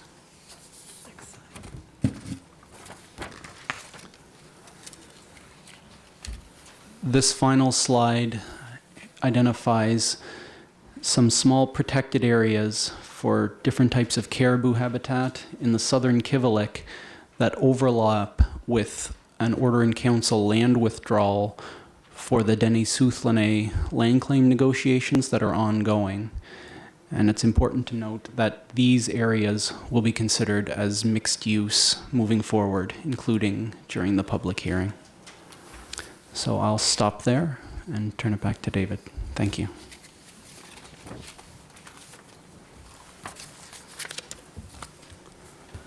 Thanks, Jonathan. So following on the community breakout groups this morning and the broader presentation, region-wide presentation, are there any questions or comments from, particularly from the community representatives here? Any points of clarification, any additional information you would like to share with the group? Now is as good a time as any to have that discussion. And I'd encourage people not to be shy. It's a relatively small room and we're all friends. So if you could just raise whatever points you would like to, that would be great. I'll give people a couple minutes to think about it. If I don't see any hands up, then we'll move on to the next agenda item.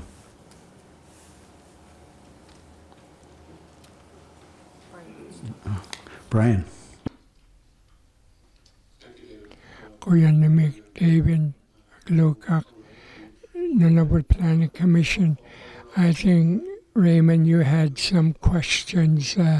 We are waiting for you, so it would be a good time to ask question.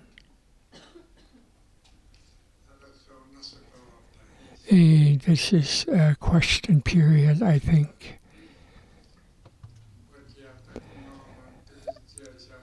When I arrived this afternoon, everything became clear.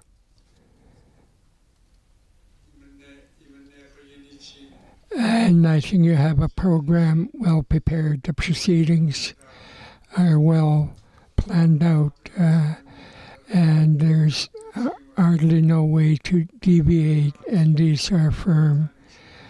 If you were to ask questions,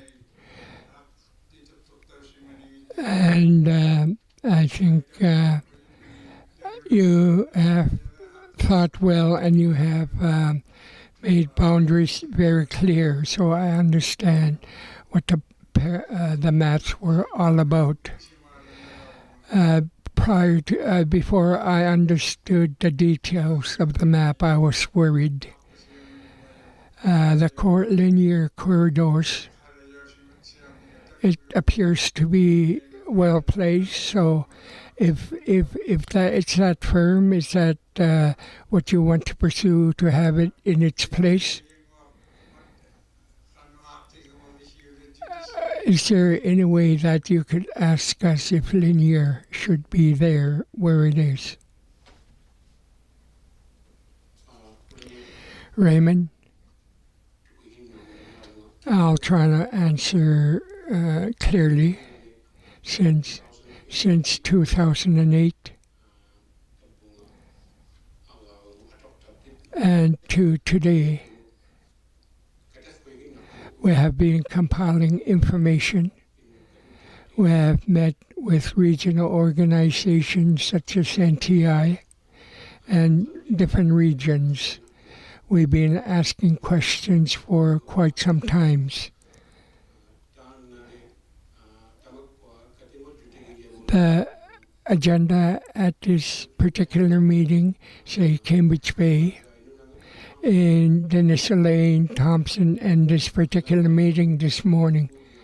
And comes Monday, we plan to be in Kukchuak and on to North Baffin. We came to ask regional organizations such as NTI.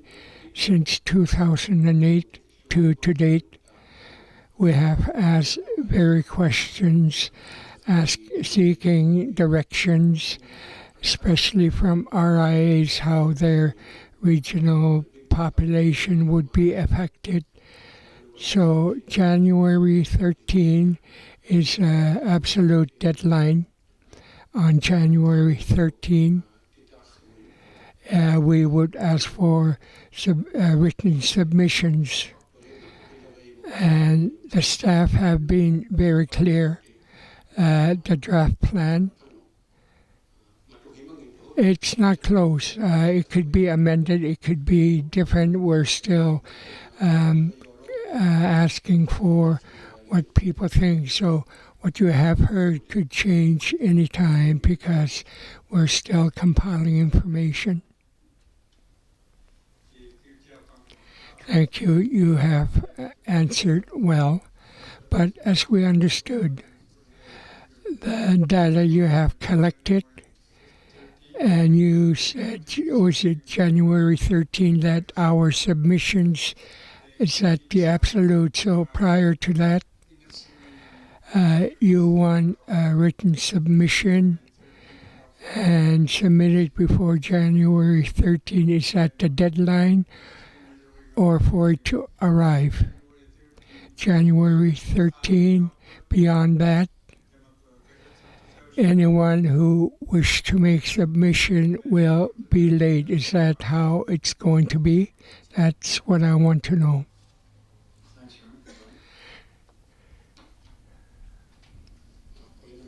Thank you, Raymond. Yes, the January 13 is the absolute deadline. The Nunavut Planning Commission, it's important because, as Lena mentioned this morning, that we are getting pretty close to the last final public hearing. So everything have to be put in place. The data, the plans have to be in place. January 13 is absolute deadline. The last item. Yes, I have belonged to many organizations, and some IPGs deadlines are firm. When there's if they miss a deadline,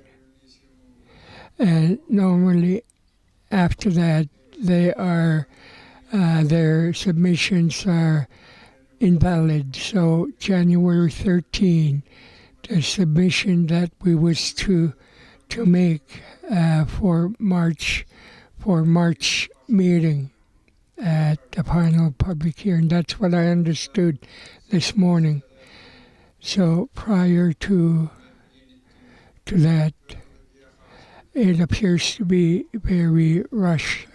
Just my thought. Perhaps I can fill in a little bit of the gaps. The January 13th deadline is a real deadline for written submissions. But participants also have the opportunity at the public hearing to make a short statement summarizing their key issues. Given the number of participants, up to about 100, time will be tight for that, perhaps 20 minutes per organization.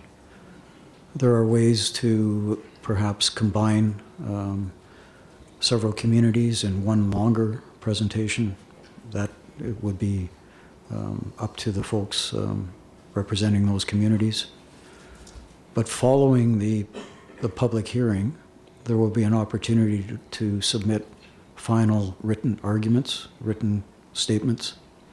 So you'll have the January 13th deadline, which is partly targeted to the commission so they can hear or see what people think is important, but it's also to give other people a sense of what is important to you or to other communities, so that everybody going into the public hearing has a good idea of what everybody else is thinking. Then we'll have a discussion at the public hearing. Following the public hearing, people will have a chance to write to the commission and say, The public hearing was very interesting. We noticed a couple things that we would like to emphasize, good things or criticism. So you'll have another opportunity to advise the commission at that point. And that will be, I think, a month after the public hearing, the deadline for that. So you'll have 3 opportunities, really. And I guess I would also remind people that this process has been going on for a long time. And there have been lots of discussions, and I think lots of exchange of information. So it may seem tight now because the public hearing is coming up, but it's all kind of the tip of the spear. It's all being brought together. And if you look in the longer term, it hasn't been a rushed process, but it will be a challenge for some communities, I think, to meet that January 13th deadline. And I would strongly encourage folks to work toward that. The Planning Commission staff are available to help if need be. The Planning Commission will also be releasing a guide that can help you structure your written comments in categories. So they're trying to make it a little simpler. So the help is there, but we all recognize that the challenge is real, and time right now is limited. The good news is that perhaps after all these years, there is a light at the end of the tunnel, and that in a few more months, Nunavut will have their first first territory-wide land use plan, which is something to celebrate, at least in theory.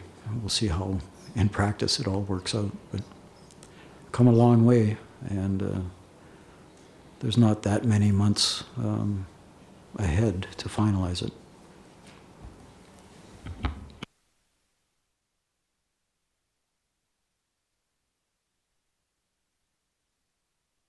Yes, please, Donna.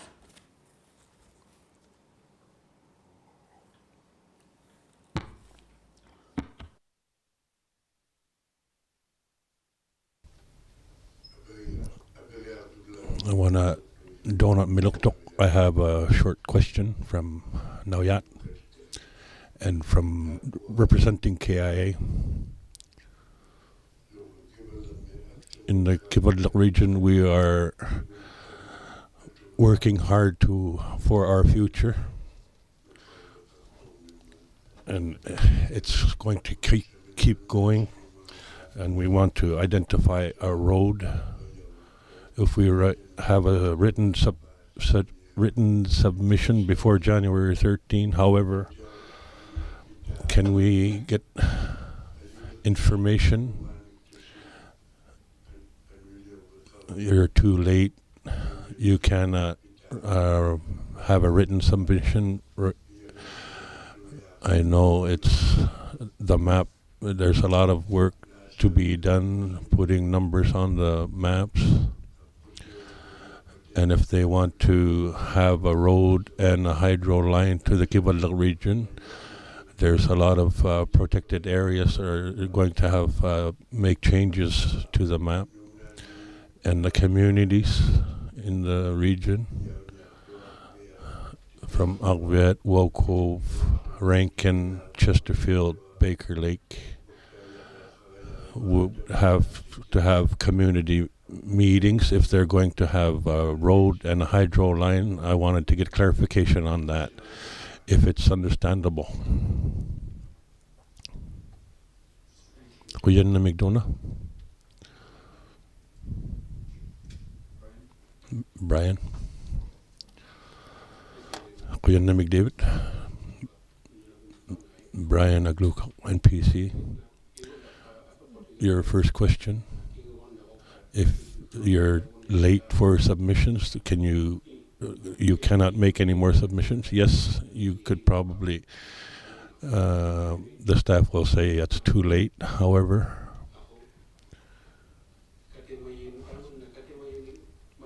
this is it's a deadline that we have, January 13. It's from the directors. But and if you have late submissions, the staff will let you know. Maybe if you ask the question or have a written submission,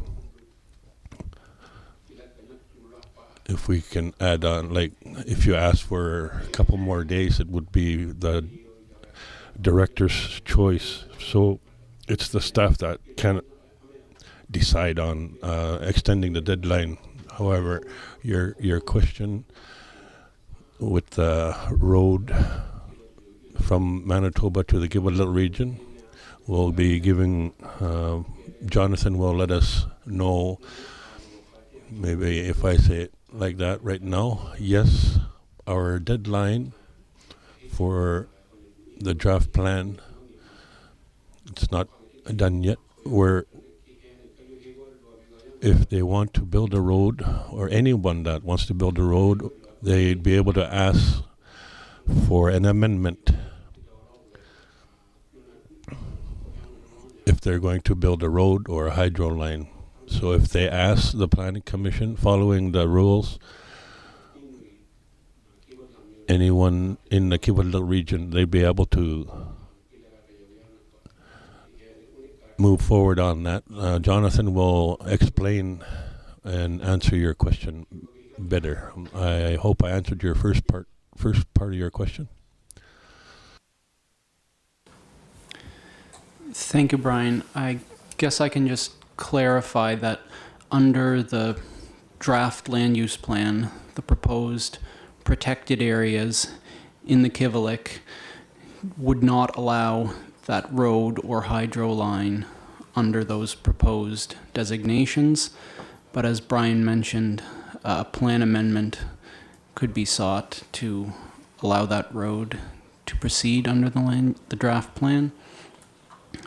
That being said, we're of course here encouraging feedback and input on those issues, so we would welcome any comments you may have on that aspect of the plan in your submissions. Thanks. Thanks, Jonathan. Any follow-up question? Donna? Thank you. Just to get clarification, in December, if we have a written submission, and it's a big issue that we're trying to work on, and you have a deadline of January 13, December, they're requesting the changes. If there's no changes after the 13th, you can't. There's not going to be any more community visits, or it's going to be November, December, January. And even if we ask for submissions after that, we apologize, we cannot visit the communities anymore, or if the Nunavut Planning Commission directors, once they finish the community visits, I want to get clarification if we're late for submissions. I can see right now this is our last opportunity to make changes, so it's only 3 months in the future. If we want to make a huge change with respect to using land, the community have to be apprised and they have to be okay with the changes. Are we too late now? Brian? Goeienaand, McDavid. Brian Aglukak, NPC. I think there's a little misunderstanding, or maybe it's me that is having misunderstanding. I'll try to answer your question. Right now, today, what we're meeting about.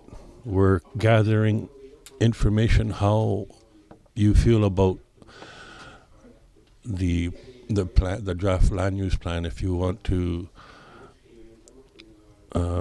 ask managers to move forward, if anybody wants to build a road or a line, we're just gathering information right now, and the maps that we have, that you looked at the maps this morning, we want to find out what your thoughts are on the maps and the designations, and what we let you know. We want to hear from you before January 13. All your issues and concerns, you have the opportunity till then. However, under the draft land use plan right now, if you're not happy with the draft land use plan and the maps, you could have a written submission, and when you go to Iqaluit, you'll have the opportunity to speak, and you'll have about 20 minutes to let them know what all your concerns are, and if you want a road, you can make an application to amend. That's what we mentioned this morning. The draft land use plan is not approved yet. We're still gathering information on how you want to see the plan. So we're still gathering information right now. We've been working on it up to today. We're still gathering information. That's why we are here today, where we want to hear from you. Right now, that's how it is set, and it will be given to the directors. So after March, once the public hearing is over, then you'd be able to ask for amendments. Thanks. Sharon? Thank you, David. So just to make sure everybody's clear on the timeline, there's the filing of expert reports, November 15th. Participants may file and serve expert report summaries, December 15th in all languages. December 13th is the absolute final date for your submission to go in for the public hearing. That date is not up for option. That's part of the process. Those are the dates that are set. The information that's going forward to the public hearing, that is information that at the public hearing will be heard by commissioners, not staff, the commissioners of the Planning Commission. The decisions on all the submissions and the information is made by the NPC commissioners. They will hear all the evidence. They will look at all the submissions. They will hear your oral presentations and your closing remarks at the public hearing. And then they will deliberate and direct the decisions for the next version of the draft plan to go forward to the ministers and to NTI. So you do have, we're in the last part of the process, as Brian and others and Andrew, our chairperson, said this morning, this has been a very long process. We have been consulting for a long time with communities, but it's very important that for you as communities, we're here to inform you, engage you, and help you prepare and work with the communities, the HTOs, with the Nunavut Association of Municipalities, to make sure that your voice as communities is equally heard with government, with the KIAs, with other organizations, with industry, because your voice is equal. So that's why we're doing these pre-hearing conferences with communities to help you and assist you so that when you do come to the public hearing, that you know and understand. And the people that are around the table today from the communities are the community members that are going to be coming to that public hearing in Iqaluit in March to represent your communities. So I hope that's clear. And the dates are set by process, not by Brian or myself. It's set by the process to take us up to, that's in our procedures that guide the public hearings and decisions made by the commissioners. We're the staff. Our job is to make sure that the commissioners get the information and that the submissions are done and it's organized for commissioners to hear the information. Daima. Thanks, Sharon. Susie, you had a question? Yeah. Susie Kittichlik from Wokove, Hamlet, representative. In our community, we do have people that are working for us with our in our lands department. We do know that we have a director from Wokove for NPC and a KI representative, NTI and Hamlet go to these types of meetings, and our HTO meets regularly about this. When we do have representatives in our community that go to the meetings, if we can have those directors let the community know what information that is given during these types of meetings. I would like the directors to inform the communities. This is my first time to be in this type of meeting, and it's the first time I've heard it. I did work on this many years ago when it was in the 80s. We started asking our elders with bringing these maps. Maybe that's when it started. I'm not sure.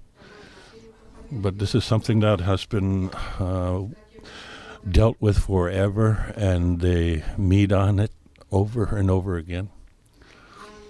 And right now, us around this table from Wokove, our elders, were unclear as to what this meeting was about and the reason for this meeting. If we can inform our elders better when they go to the communities, then they'd be able to understand what it is we're doing. So if we can get information on why they were here, so we get a better understanding what the process is, as we were talking earlier in breakout groups. I had concerns that when we were told that when we go home that we're going to meet with people in our communities and ask what their thoughts are on the maps. When I heard that, I started to worry when there are numbers and information that I don't know about. How am I going to be able to let the community members in my community know if we're not going to get supported? Yes, we can get supported through phone and the computer. However, when when we're not looking at the maps and what's written on the maps, how would we be able to inform our community members when the deadline is so close? So I was a little bit concerned that we would get supported. Yes, it would be good. Let's get that support right now. Let's hurry up and let's get this done. I just wanted to mention that. Thank you. Goedenamiddag, Susie. Brian. Goedenamiddag, David. Brian Agluka, NPC. Your comments and concerns are, I understand them. We hear it all the time whenever we go to communities. As I mentioned earlier, from the beginning, around 2008, this is we started gathering data. It's been going for a long time. And with this draft land use plan 2012 to 2014, we did visit every community in Nunavut. We went to Oak Cove twice, and we let the communities know on TV, and we post. I know the person beside you, Arolak, he understands because we were collecting information for when we were planning for this in August. We met with HTO staff and Hamlet staff what we were going to do here. However, yes, we want to help in any way we can. If we can support you, we'd be able to work together. With respect to the draft land use plan, we'll be discussing that a little bit later on. If you can understand, if I'm understandable. Thanks, Brian. Crystal clear. Sharon? Thank you, Susie, for your comments. In Cambridge Bay and in Thompson, Manitoba, we heard the same concerns that communities have challenges and need support. The commission budget is limited as we are underfunding to do our work plans that are approved. In saying that, we have had a discussion with our chair and with some of the Government of Canada people that are here. And we do plan to write a letter to the minister expressing the concerns that communities are raising with the limited capacity and the need to organize themselves. And we are committed to doing that. If we will bring that to the attention of the federal minister. I don't know the answer of what that will be, or if there are any funds that could flow possibly through NAM or to the communities, but we are committed to bringing that to the attention of the federal minister. Thank you. Thank you, Sharon. Amanda?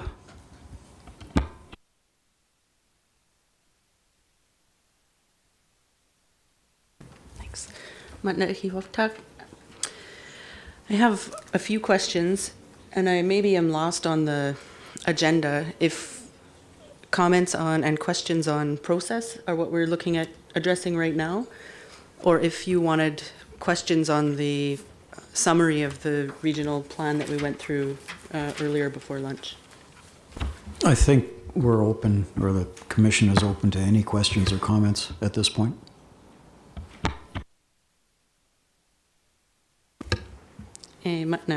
I have a few, so maybe stop me if it gets too much. Yeah, I have a mute button here that I love using, so don't worry, I'll stop you when it, and Louise can vouch for that as well. Hey, I've been muted and beeped before, so it's my first rodeo. So on process, one of the comments that I had was the same as Susie on questions, was how we as regular community members are going to go home and organize public meetings and put up maps and try to do what the NPC staff did just before lunch in our groups. They did a very good job, probably better than I'm going to be able to do, or maybe Peter will do better than me in Algwit, but that's a concern. And especially that the last community visits in mass that the Planning Commission did was in 2014, if I understand Brian correctly. That was with the previous draft of the plan, and I think this 2016 version of the land use plan is really a good one. I think there were some important changes that have been made, and it would be, I think, really valuable for the communities to hear from the Planning Commission on these changes, because it substantially changes the plan that is being looked at now. Again, I think it's a very good expansion, and the draft now is in great shape. With that said, and I understand the timelines, working in regulatory work myself for years, so I know that can be difficult to change, and I know funding can be difficult to get. I wonder if the Planning Commission could consider giving an extension to the deadline for community submissions from January 13. Looking, I guess, for special consideration, the fact that government, Regional Inuit Association, Nunavut Tungavik, regional wildlife boards are organizations with many paid staff, lots of resources, lawyers to review this information and put together submission. Communities are not quite up on that level, especially you're looking at many cases volunteer people that come to the meetings like this to put together a written submission and oral presentation. A little bit more time might be helpful for those communities to do that. So as a partway measure, maybe that could be considered. I have one more comment or question about the process, I suppose, for going into the hearing. I read in a supplementary document, it might have been one that's attached to the screen, that only written and pre-registered questions would be heard by commissioners for the hearing.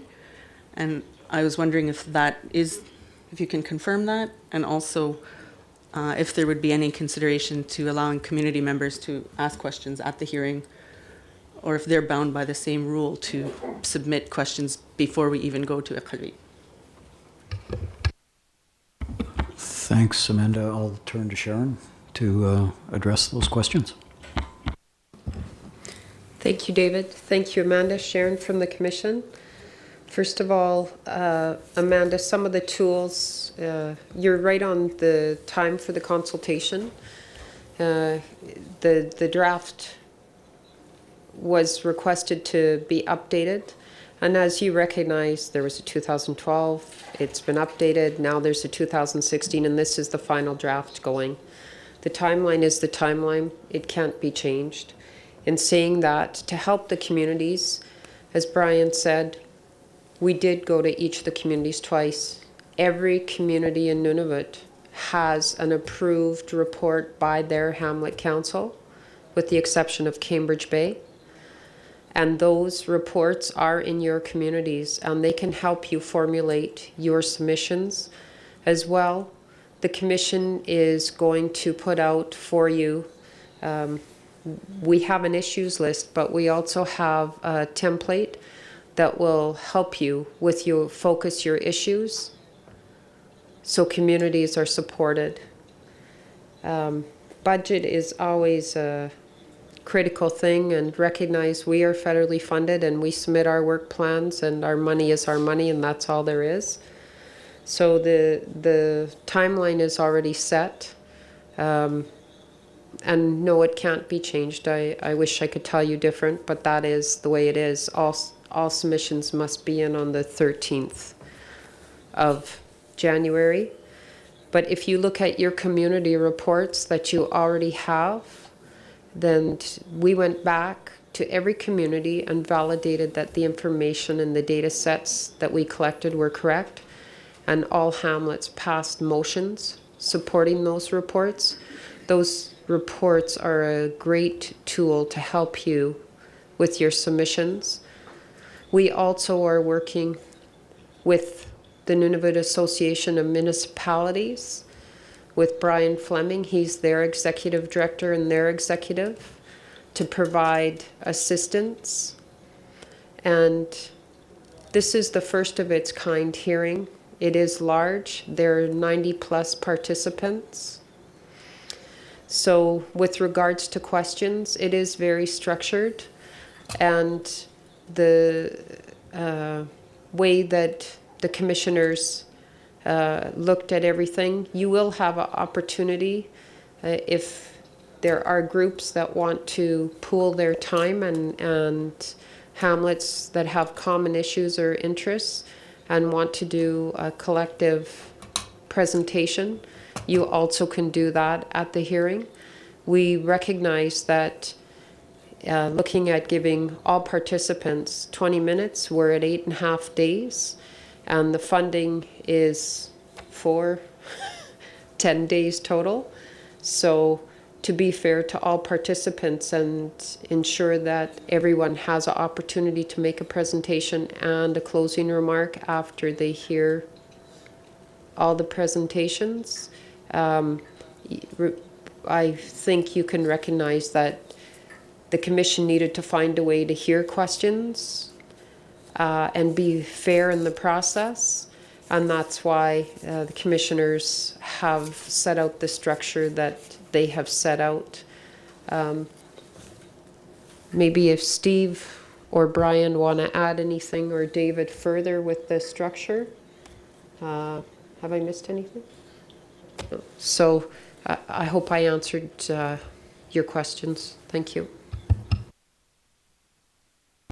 Yeah, I don't think I have anything to add other than that it's going to be a very, very busy public hearing, and there's only so much information that can be transmitted during that time, so as much information as can be sent beforehand.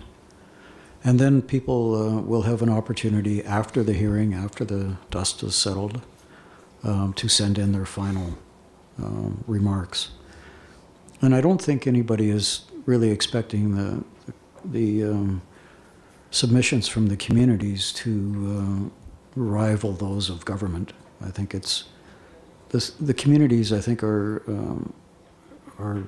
we can anticipate they're going to speak more from the heart, and I think that's where you community folks excel. That's where the commissioners will get the essence of what's important to communities. I think, I know that it's going to be a challenge to formulate those interventions, but I don't think you need to worry about the finer details that government agencies, for example, might be, and just get the key concerns to the commissioners in the time you have available. Remember too that it's the first generation land use plan. There are opportunities built into the process to amend that plan. And then at the end of 5 years, there will be a review of the plan. So it's not like it's going to be carved in stone. There is flexibility and adaptability.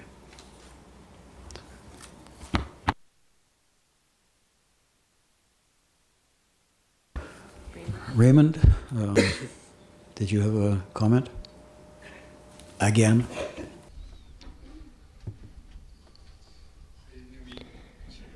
Thank you.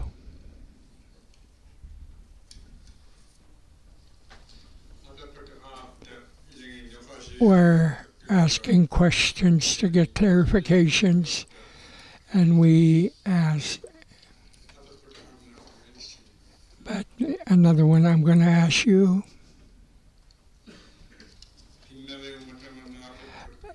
The participation and public hearing is really important. It's today, October 24. Calving, caribou calving grounds appears to be larger than when I first saw them in 2014. It will be impacting the public in 2016 data and use in the regions in your planning document data. It appears to be cutting the calving ground areas, appears to be cutting a lot of right of way for corridors, even though as it is, it could be disrupting what has been planned for the Kivalliq for a long time, and the linear and land use appears to be getting to be so detailed. It's matter of fact, it's becoming confusing now. Nunavut Planning Commission, is there any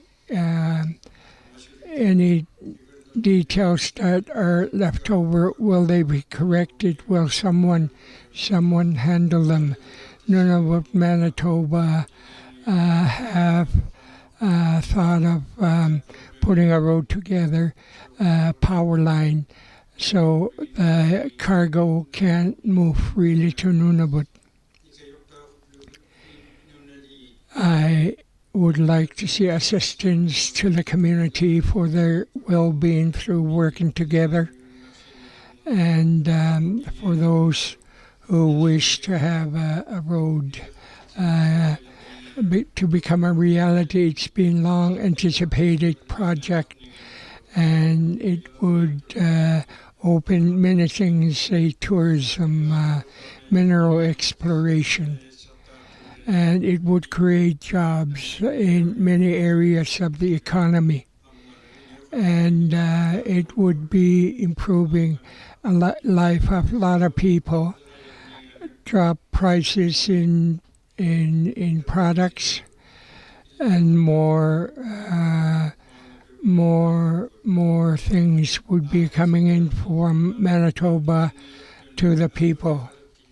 This road would really affect many, and the thought of building it is pretty stable, solid. And another question, I visualize funds that could be made available to creating a road. And this is not an idea that is not far, it's a reality. So perhaps we prematurely act without really asking what the meeting and the details are all about. If you want clarification from us and what we need, what we wish to see as participants, and our thoughts of Kivalliq Road, the power lines, it's too costly as it is today, and the food is high, it's too expensive, and appears to be increasing in price on a daily basis. That program that used to be run by the federal government is no longer in, so any kind of assistance we could see has gone for Kivalliq. We need something to happen in the power and everything else that costs everything in our daily lives. So thank you, Chair. Thank you, Raymond, for that statement. I don't know that there's anything to respond to.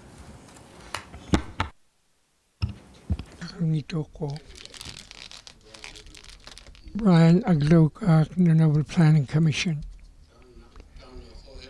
The comments you made, your words, I understand, we hear. we're listening. And today, this is why we're here sitting together to solve issues like this. That will be the end result. Your comments are being recorded, but the commission can only change the deadline date where they were just compiling information, conducting information sessions. 2014 and 2016 documents are not what they appears to be, but the planning is progressive. It's continuing. And when we collect data, for instance, last summer, we had technical meetings. There were experts in every field. There were many. In fact, we had a technical meeting 4 times. We listened to their ideas, and they are in our data system. And we're still gathering information today, and they will all be passed on to NPC commissioners after March final hearing. We will decide how to address your concern. It will be addressed as many other concerns that will be arriving to us, and it will be brought on to the commissioners.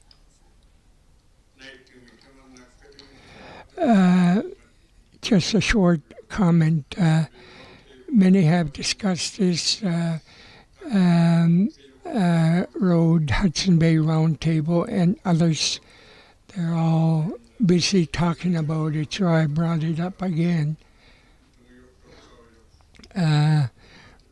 Protection measures or linear infrastructure should be altered a bit to make this happen. Thank you, Raymond. I want to turn to the community folks. So, Susie, could you had a question earlier, and I'm sorry I didn't get back to you.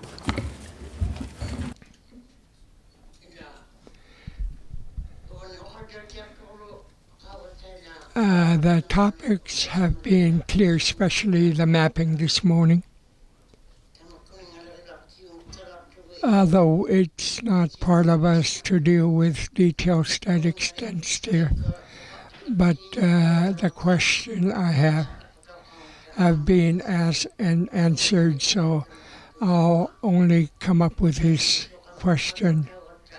We are being told, and we are many here, we are here from Coral Harbor, various groups, so when we get back we'll be able to disseminate information. I don't think we're rushing. The dates, January 13, appears to be firm, although that is a final date. Fall, people are not going to the land a lot. I think I could say that because our community is small. Not everybody will respond to us and work with us, but we can give information. What the map contents are,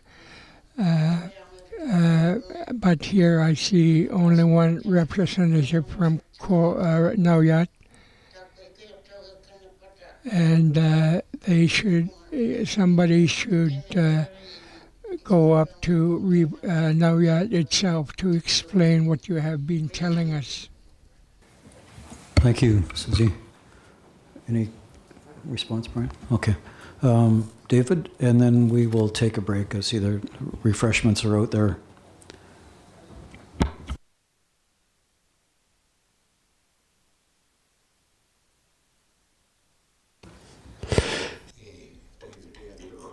David Aglok, the senior.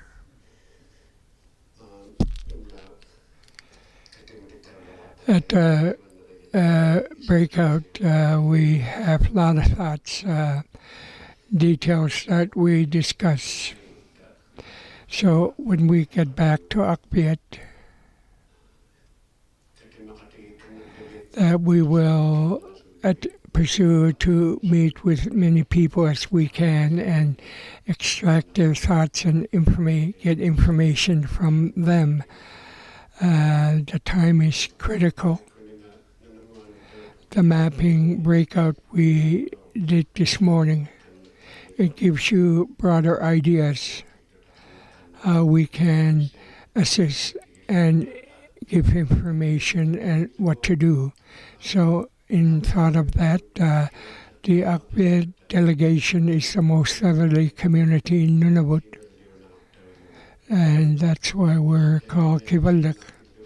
As it is, I think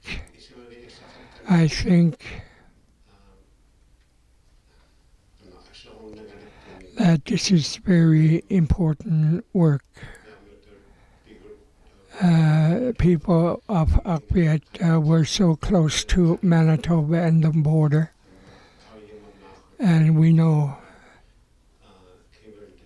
Kivaldak Inuit associations and Denison have been sitting together in the past. I don't know if that's continuing, so because of the border, transboundary concerns, mixed uses, stuff like that. So Akbet people have very big concern. And here we heard this morning that Government of Canada has exchanged their crown land for the sake of negotiation. So I'm not familiar with it. I will not go into details, just very basic thoughts. We have Nunavut now in Nunavut, and the things that we like to do. And perhaps Denison will continue and finish their negotiations off. But the draft land use plan here today that we are discussing, it looks so close. Perhaps Nunavut should now understand what the whole procedure is all about. This is our Nunavut. We're slow in acting. Perhaps that's why it appears to be late in coming. But for those of us who were in my group, we're going home. We are taking the maps and take them to the hamlets. We're going to ask them to put it on the wall. It's easy to make statements when you're talking, so when you actually have to do it, it becomes a hard reality that you can, but it's so close, and we've been hearing this planning for many years, and it has to come to an end to finish the article in Land Claims Agreement. So we have to work. Never mind being lazy about it. Never mind procrastination. Go there. Seek from our fellow Akbet, see what their thoughts are. When we say we are going to do something, we should. And procrastination, the laziness have to be put aside until this was our agreement as a group this morning, what we decided to act on. So when we get back to our community, we will proceed. Peter, David 1 and 2 will work with us. Amanda, your fishing days are gone. You have to go home and get to work. Daima, and this is what I just wanted to comment on. Yeah, just a sec, Brian. I just want to respond to David Sr. and you've heard from the Planning Commission that it's prepared to help. The staff are prepared to help, and I understand that you have a close relative who actually sits on the Planning Commission staff, and I'm sure he'd be delighted to help out whenever he's in Arviat, which isn't very often, I understand. Brian. Thank you, David. We'll send Natilak to help you. He's a close relative of yours as well.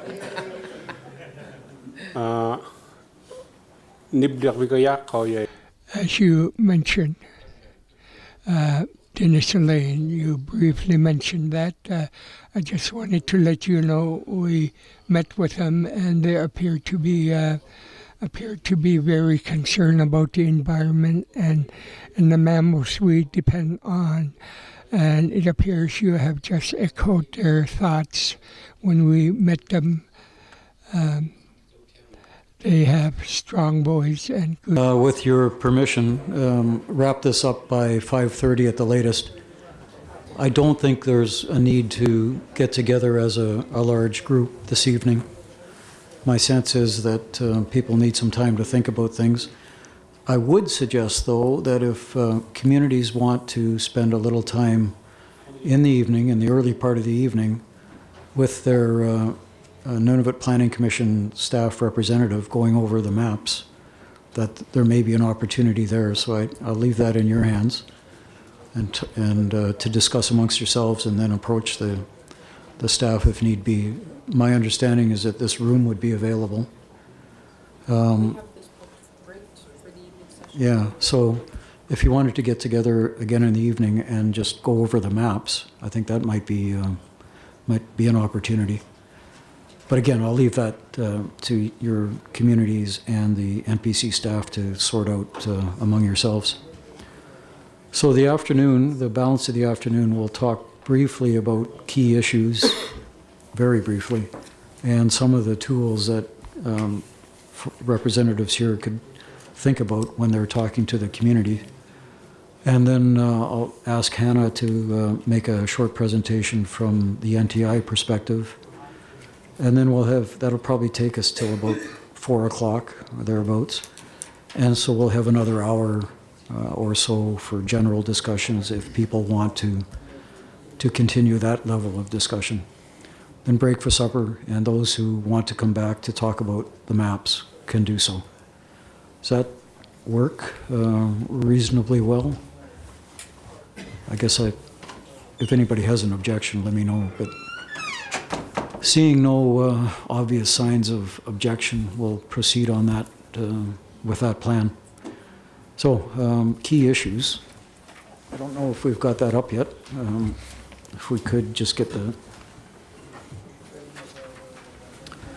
Yeah, no, this list is simply intended to give the community folks a sense of what some of the key issues raised to date are, and perhaps enable them to focus discussions back in the communities. It's not an exhaustive list. It's not a list that is meant to capture everything, nor is it a list that necessarily captures issues of concern. There may be some issues up there that some communities aren't in the least bit concerned about, but it's just a guide to start the communication process within the community. So that leads into, okay, so how are you going to talk about these things, these issues, the plan in your communities when you go back? And that's the fundamental reason that you're here in the first place, is that you can take messages back, receive messages, and then bring them back to the Planning Commission. So I guess I'll ask Brian. Barney just arrived. Can you introduce himself? Oh, yeah, Barney. I understand that Barney's in the room. Would you like to introduce yourself, please? Thank you. Barney, Mayor of Chesterfield Inlet, also with the Hunters and Trappers organization. Sorry for coming in late. I've been getting bumped off since yesterday by Calmer. Thank you. Yeah, we can identify. We chartered from Cambridge Bay to Thompson, and that was 4 or 5 days ago, and our luggage just arrived in Rankin Inlet yesterday. So you have my sympathy. All right, Brian, did you want to? Okay, thanks. And it's good to see you again, Barney. Barney. Thank you, David. Welcome, Barney. And he just finished, David just mentioned tonight that you will have the opportunity to learn about the maps and what they are. We'd be able to continue that tonight. As David mentioned, these are the ones that are key issues from the people around the table. It's just a guide. When you go to your communities, home communities, how you would be able to notify the public about your issues of concern from the communities for the Planning Commission. Right to the Commission is something we're going to be discussing, or just open the floor to you, how you want to proceed. We'll have the floor open, and these are the key issues that we have.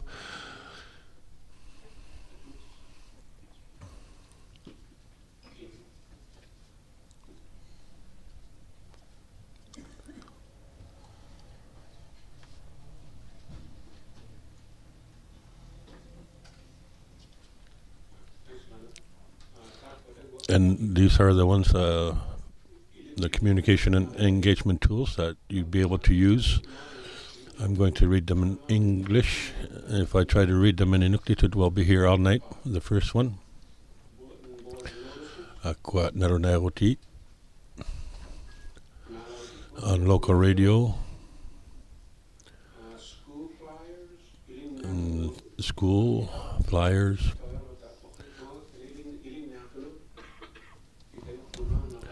It would be helpful. And if there's a meeting in your community, you can present to them. That would be helpful. Or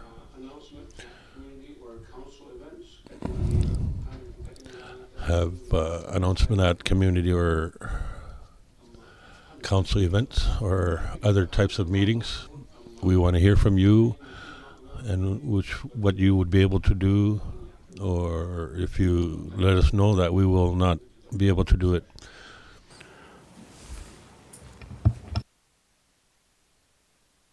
All right. Any comments? I mean, I think people from the communities are as well aware as anybody about how to communicate within your community, so I'm not going to spend time telling you stuff you already know better than anybody else. Sure.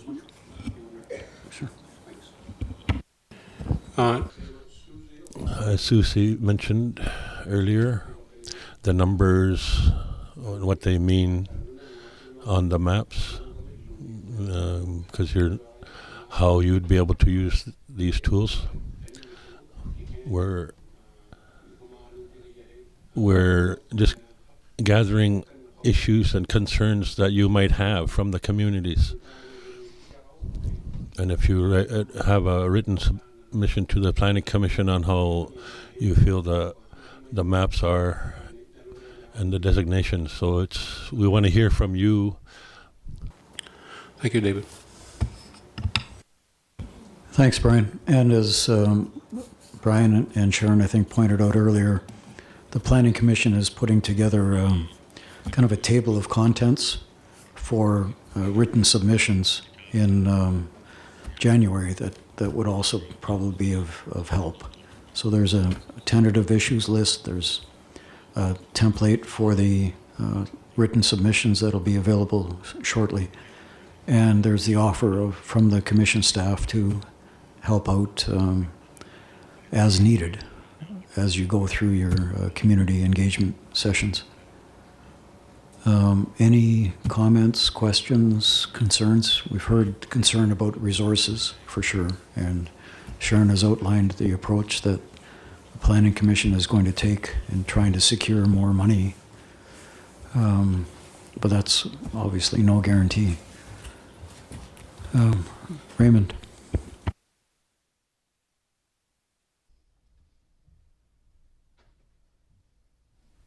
Raymond. Thank you, Mr. Chairman. And when you're in the Kivalliq region and the different region area in the area, the ships are arriving, and they're going close to the walrus haulouts with the cruise ships. They go close to those walrus haulouts. And the Inuit, and even though the cruise ships are going really close to our communities, but they do not compensate the community. For example, Coral Harbor, the walrus haulouts are identified, and the cruise ships go close to those haulouts without letting the community know. And they don't even let the communities know when they're doing that. And they use zodiacs to go closer to the islands, and they go right to the haulouts areas, and they are affecting the wildlife when they go close to the walrus haulouts. We found this out because we do go up to Duke of York Bay when we're hunting caribou, and you see ships that are close to the walrus haulouts. Is there any rules and regulations for ships, cruise ships that are traveling in this area? I think we need rules and regulations how far those ships should be when they are going close to that area. It seems like there's no rules or regulations for cruise ships. I've seen with my own eyes once, but sometimes we don't even notice the ships when they are going close to those walrus haulouts. I wonder if the Planning Commission has considered whether there would be a policy or regulations when they are bringing cruise ships into the area to ensure that the wildlife are not being affected by those, because they move from the areas where they are. So I think we need rules and regulations on how far they should be, or I know we won't be able to stop the tourism, even if they have a policy on how far they can be when they're looking at the walrus. It wouldn't affect the wildlife as much. When animals are being affected by tourism, they do move away from the affected area. So if there's too much activity happening, so I just wanted to mention whether they can have rules and regulations or a policy to have ships at a 2 or 3 mile distance away from the walrus haulouts. It's something that I was considering, so that's why I bring it up, Mr. Chairman. Thanks, Raymond. I'll turn to Brian. And then, Amy, would you be able to discuss briefly the GN's approach to ecotourism ships and the policies you're developing? Okay, so Brian first, and then Amy, if you can add anything. And I guess I'd also turn to Transport Canada if they might have any additional comments. So, Brian? Thank you, David. Brian Aglukak, Nunavut Planning Commission. Magwiling arugu kiuna para ataw sa kiwi arugu Peter Shot pakatanan kiuna. Right now in the Kivalliq region, we do have rules and regulations that have been approved. The one, it's the Kiwi and land use plan is what they follow.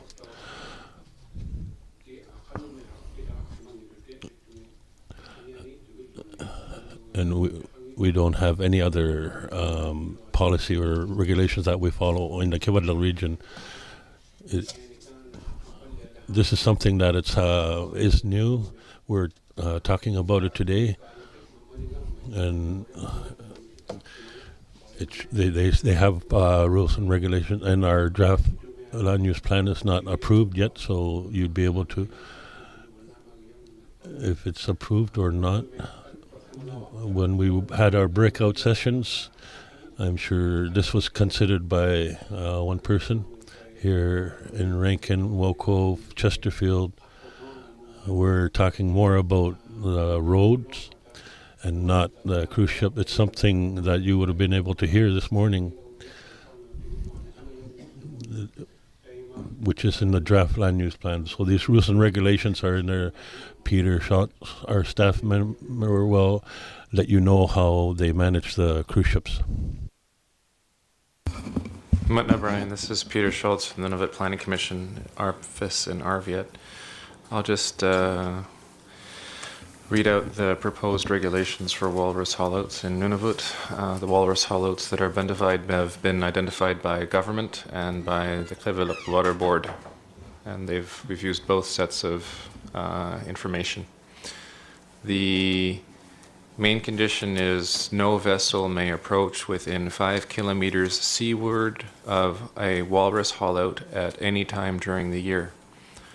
And then for the areas of walrus haulouts, we have a list of prohibitions that include disposal at sea, oil and gas exploration, and infrastructure. Thank you. Thanks, Peter. Amy, did you have anything that you would like to add about the tourism policy?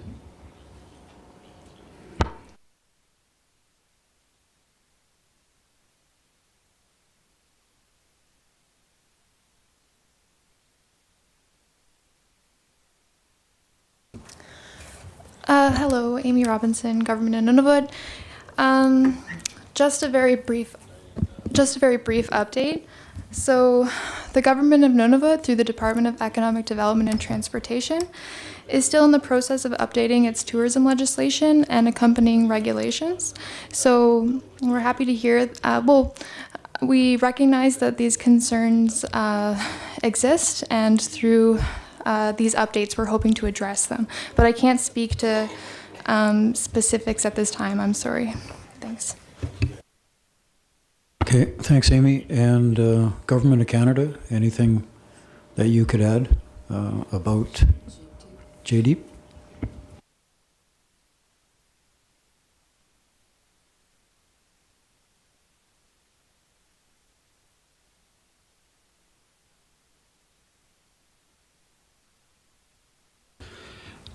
Good afternoon, Jaydeep Johar, Transport Canada.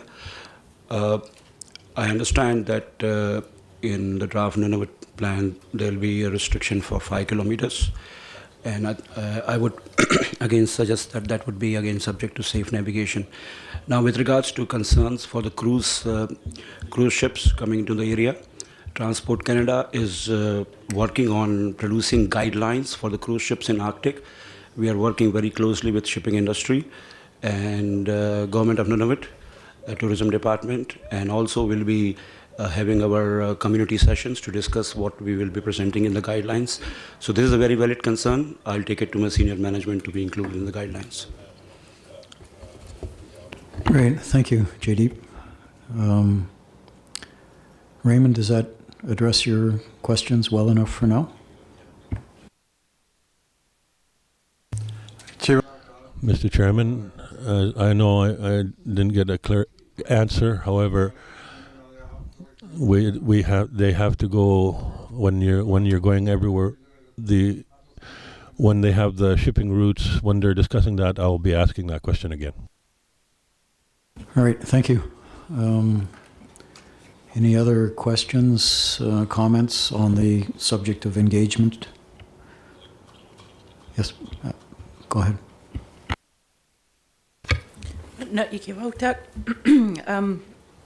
So I guess from the list that Brian had read out on the screen, it's helpful, and like you said, we all know sort of the tools that are available. Is it expected for number 4, community meetings, that our group should be engaging in a community meeting of our own? From the discussion that was given by the Planning Commission staff, it's not clear if we were meant to just join on other meetings that might be happening in the next little bit. Given that the timeline for the submission is coming so closely, it would seem important that the new version of this draft plan and the items that we're discussing today, the key issues, and the fact that a community submission is needed in January, that this might warrant a full-scale community meeting in each town specifically for these purposes. Thanks, Amanda. Brian? Thank you, David. Brian Aglukak, Nunavut Planning Commission. Amanda, as you know, if I can force my issue or whatever I want on anybody in this country, my life would be much easier, a lot easier. But I can't do that. These are just ideas that we can provide to the floor. We're just trying to provide ideas that can, generate discussion and possible results to what we're trying to find. Koyanamik? Yeah, Amanda, if I can add, I think everybody recognizes that it's not an easy task to communicate clearly and effectively something like a land use plan to community folks who may be more or less aware of the subject in the first place. There's a hope, wouldn't even call it an expectation, a hope that the people here around the table representing your communities will go back and engage with the others in the community who aren't here and explain what they've heard today and what they know about the plan and solicit comments.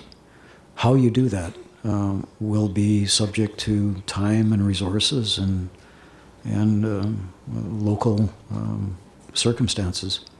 So a community meeting is one way. You could conceivably hold a community meeting one evening and put the maps out and invite people in and try to walk them through the issues and hear from them. You could tag on to another meeting that's already scheduled if it works and just raise the subject. I don't think you can expect, in fact I'm quite sure, a commission meeting, a commission-sponsored meeting in the time available and with the resources available, for sure. So that's perhaps not helpful, but I think that's trying to get at the engagement side of this thing. Go ahead. One point just to follow up, I think you took it in the direction that I was heading, and that is that meetings take time, they take effort, and those things take money. So, it would be great to go and facilitate a meeting.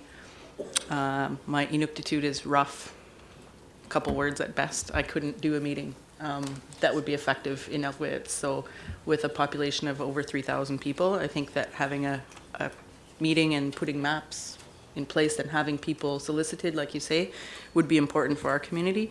But having resources, i.e. financially available to pay a facilitator or someone to do that, unless it's one of our 4 people that are here today, I think would be a necessary step. I think also one other point about resources and that I appreciate, we're very fortunate to have the Planning Commission office right in Nunavut, would be that we request another set of maps to provide to the Hunters and Trappers organization.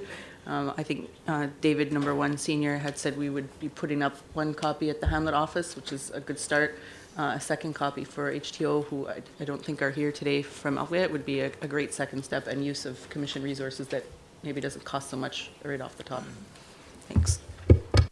Yeah, thanks. I'll turn back to the commission on this, but you do, as you pointed out, you do have a commission office in Arviat, and subject to the availability of commission staff, perhaps a community meeting could be held in Arviat. It's easier in Arviat than it would be in a community that doesn't have a commission office.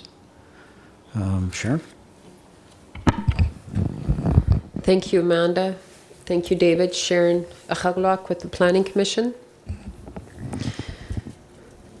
Communities tagging it on to a Hamlet Council meeting or an HTO meeting, going back to your community using your local radio. We all know in our communities how to get our message out. Well, the resources aren't available to come in and do an in-person meeting. That doesn't mean that the commission staff are not available by teleconference to support if there's questions. We're providing you with information, the issues list, which is just a suggested list, and it's on the table in Inuktitut in English at the back. That is based on the outline of the plan. We're going to provide you with a template to help guide your submission.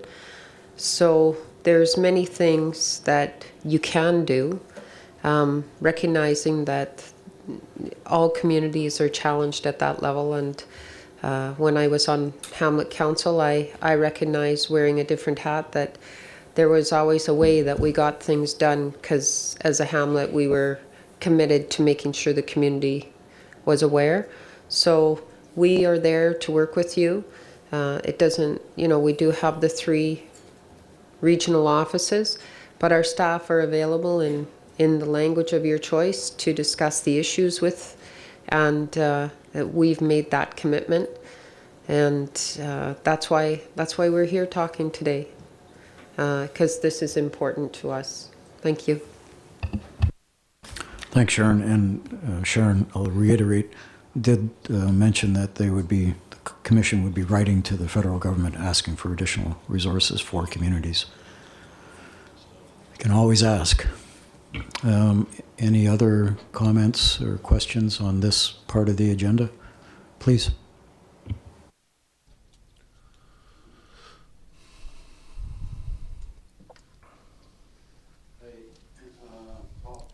Paul Budlet from Cora Harbor. Raymond Ninguchel's comments earlier. I just want to add on to his comments. I know that's not the only, not only the tourists that affect when they go close to Coates Island. They go close to Coast Island where the walrus haulouts are, and the ships that come from Churchill and Quebec when they're delivering cargo, maybe the ships from Montreal, I imagine. When they're going to Baker Lake to deliver goods, they go close to Coates Island. And they go in between Coates Island and Southampton Island. And we asked them if they can skirt the island instead so that they won't affect the walrus habitat. And they wouldn't be affected when we don't think like wildlife when they see the same thing over and over again, and they want to move away from that area when there's too much activity. I just wanted to add on that comment. It's something we've asked because those ships, when there are more and more ships traveling through this area, they will affect us and our wildlife. So we want them that to be considered to ensure that walrus are not being affected by the ships. Thank you.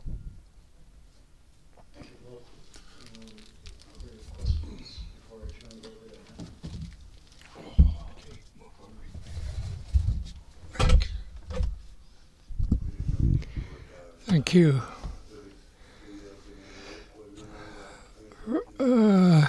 Just clarification question. The maps were taken back to the communities for work in communities. Are these from what improvement can we make? What amendments can be made? There's something that I didn't see in a map we were working on.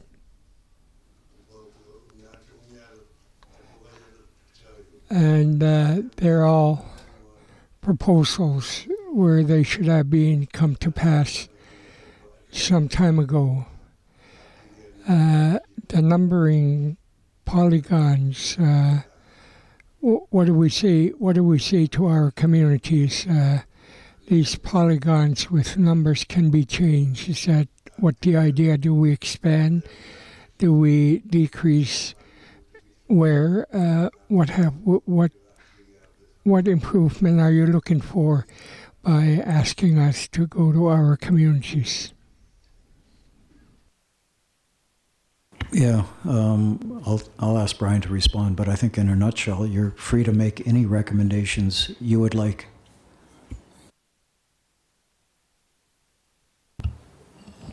Thank you, David. Thank you, David. Kuya Namit. First of all, the maps that you viewed this morning, you could look at them and look at the amendments. They can be done in any way you want. You can ask for different maps.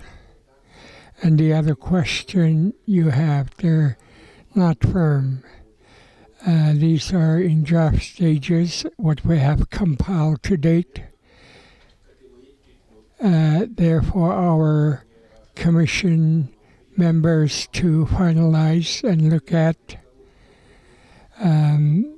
You can work with federal government, NTI, and RIAs. And they are all aware that the deadlines for written submission is pretty firm. But the amendments can be amended here, there. You could work with any way you want with it. We're waiting.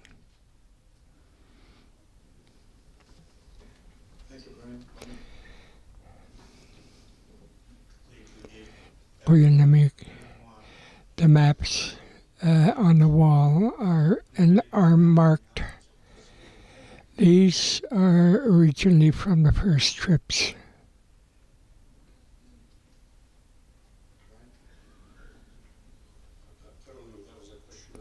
Apakotolo mga kauyamang ito nga takwa ka na tuwin, you can amend these any way you want. They're there for you to view. I don't think they're from the first trip, but they can be viewed and amended.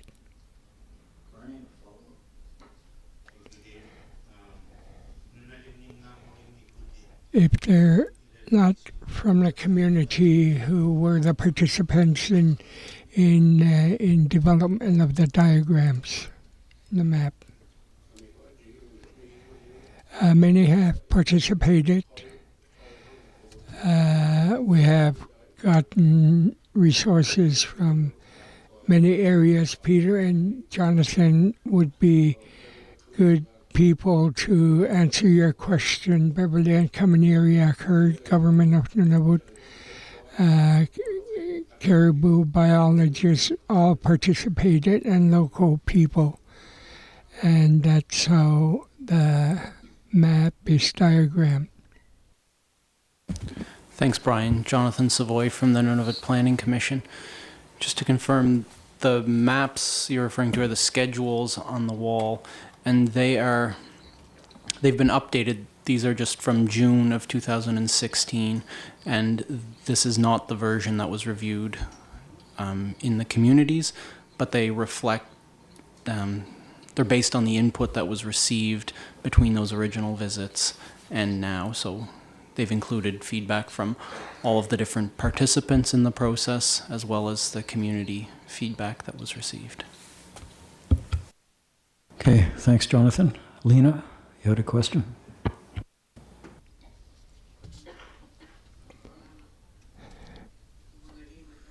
I'm Lena Tapatai Hamlet of Baker Lake. The question I have, do you have a website for the Nunavut Planning Commission that we can review and look at? Or do you work strictly by email? When we ask questions, we need to get a hold of you. Sharon? Thank you, Lena, for your question. Sharon from the Planning Commission. Nunavut.ca is our commission website. It's in 4 languages. If you have questions on the information that you see, it's got a number on the website to call, and you can call whatever office, like for your area, Brian's office in Arviat, or you can call Cambridge Bay or Iqaluit, and all staff can assist you. So, Inuktitut, Inunaktun, English, French. Oh, and the email addresses are all on the website as well for all the staff to contact. So pretty easy to remember, Nunavut.ca. Connor. Thanks, Sharon. Any other comments? I'll turn it over to Hannah if not. Oh, right at the back. Willie?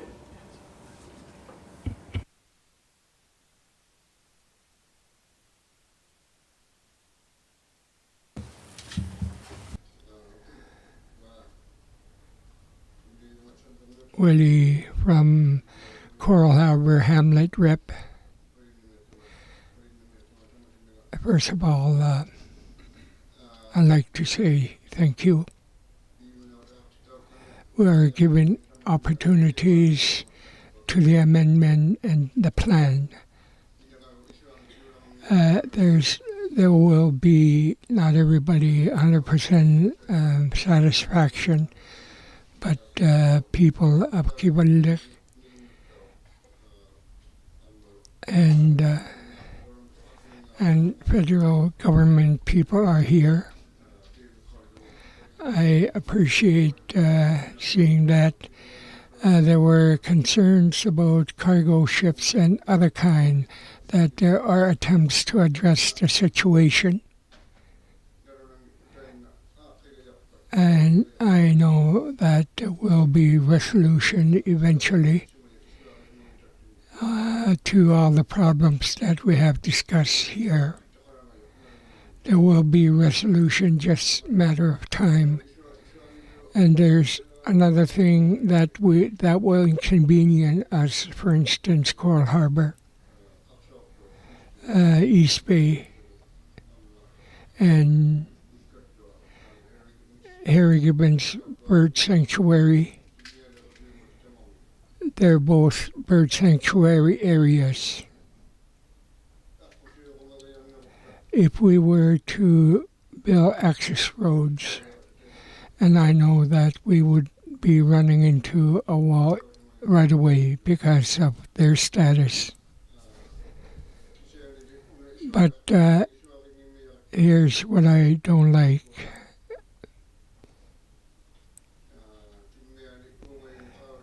The migratory birds technicians, the researchers.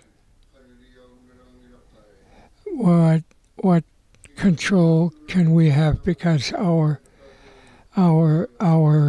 land has been littered with barrels and old relics from the old researchers.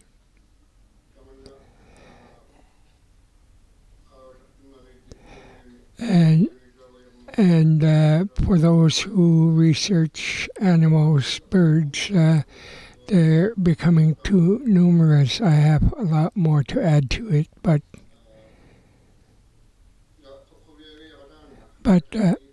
I'm happy here as we sit together for this region, Kivalliq.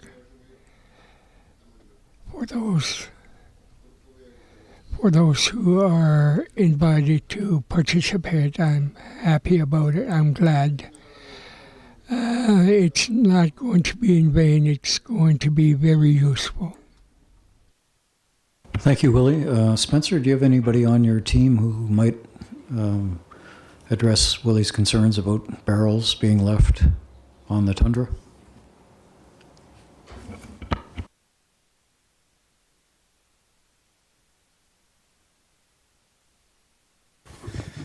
Hello, Spencer Dewar, INAC.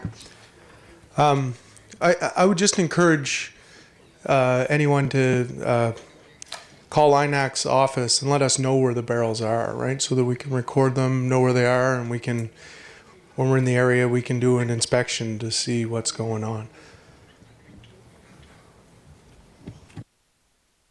Okay, thanks, Spencer. And I'd note too that the Planning Commission is compiling a list of waste sites, which would include barrels, and we'll be developing a priority list of the sites that would need to be cleaned up sooner rather than later. So if you have specific sites that you know of, the Planning Commission would be very interested in those locations as well. Yeah, Willie? Yeah, I have the coordinates on my GPS, so I can pass them on to somebody else. Thank you. Great, thank you. I'll ask Jonathan or Peter to talk to you about that after the meeting. Okay, then let me turn it over to Hannah. Oh, sorry. Where? Oh, Donna. Raymond. It's either Raymond or Donna down there.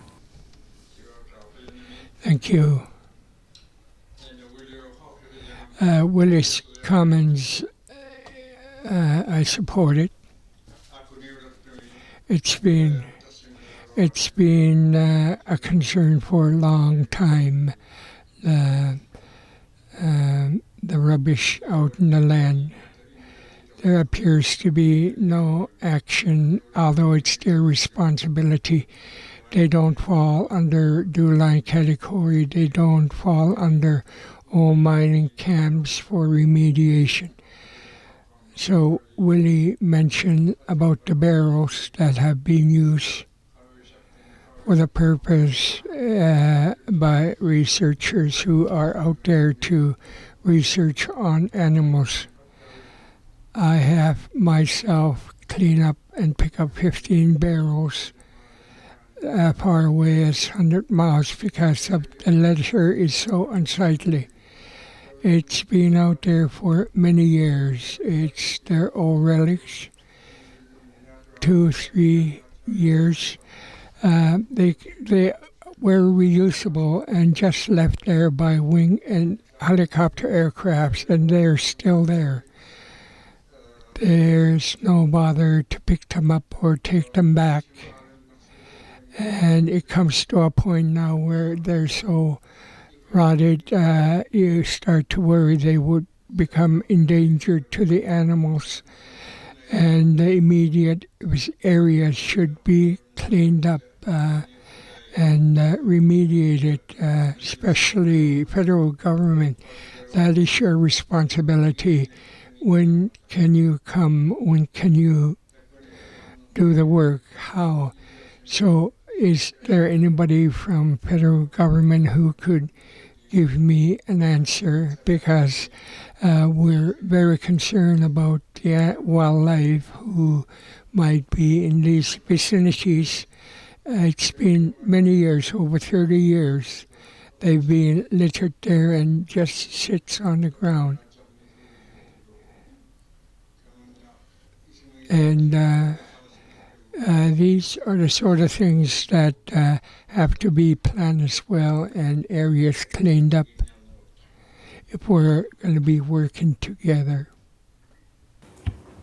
Spencer, did you want to follow up on your comment earlier? I know. David. I just want to... What? I'm going to ask Spencer to answer the question, and then I'll get to you, David. If you can give Spencer Sure. just a second. Okay. Thanks. Hi, Spencer Dewar, INAC. We do investigate, and we do have a contaminated sites program that does clean up contaminated sites. We do remediation. This is based, the majority of what we're undertaking are the larger sites which are more concerned with risk of health and safety. I would encourage anyone that has seen stuff on the land to report that, because we do sometimes have opportunities for inspectors to follow up, and we can trace back who may have been the perpetrator of the leaving the barrels behind. So that's one avenue that we can exercise. Yeah, so, I think that's what we have to work together, and, none of it's large. So if we have intel, we should be sharing it. And then, we can do our best to try and tackle some of these concerns. Thanks, Spencer. Sorry, David, I interrupted you earlier, but David, number 2, please. Number 1, actually. The guy over there is number 2.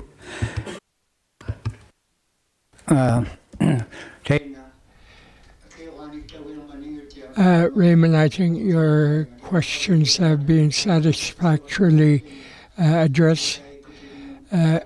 KIA and other organizations have written letters from this from this office to Diane office here. They should be open to receive letters. Feel free to write. I think they have funding to do this sort of thing, but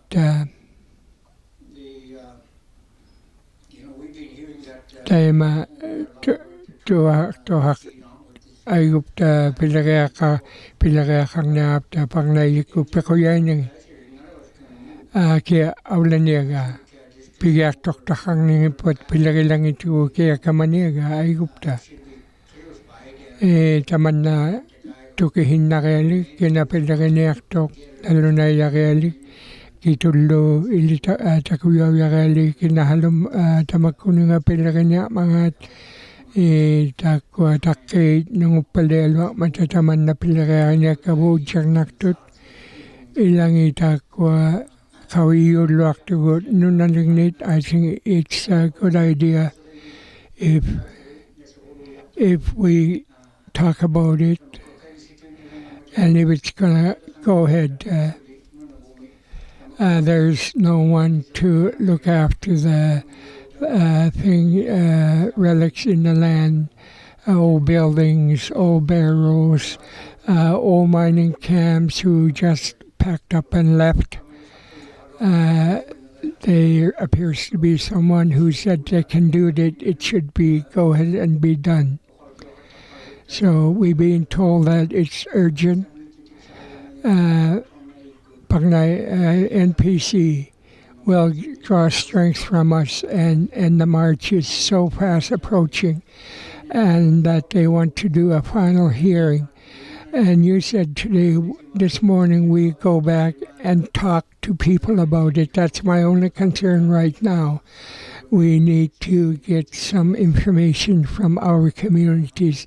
So information can be had for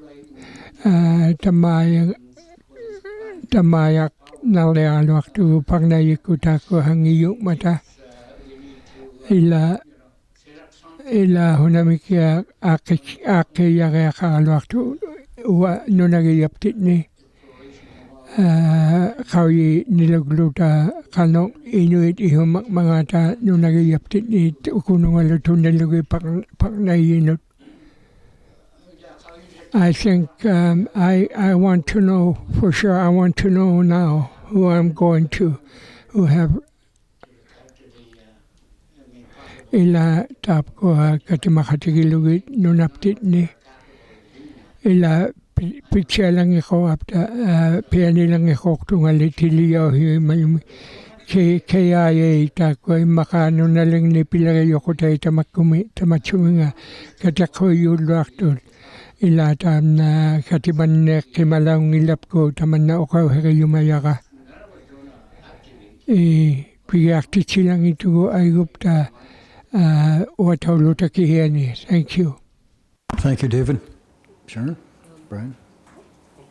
Brian? David, just for your confirmation, David, number 1's on my right. So, yeah. There's a number of opportunities you have. Kiwalame iloani, katangme iloani, kakatalung me pang na. We have offices in region you can call. We will do the best we can to assist you. And for those of you who are from the communities you asked who will assist to us even in small way, it would be of great help to all of us. You could decide whom you think should be the contact person. Alak mentioned KIA have CLOs in each community. Perhaps some days they are not busy, perhaps some days they're looking for something to do. Also, as Hamlet, they have land offices in each Hamlet office in the region. And perhaps they're wondering what we're doing, asking for their representative to come up here to participate in the meeting. So right now, everything is open to ideas. Yeah, I pretty much have two of everything now, maybe making up for coming in late. Yeah, just to give you an idea, and for those of us who are here, I think we're all being invited to Iqaluit for the final hearing, representing our communities. And people in our region, I think there should be a regional meeting as participants so we could get our act together and see what each community think. I think this is just for an idea, something that we could do. There are 5 of us from Chesterfield. And for those of us, should even select that who will lead the team.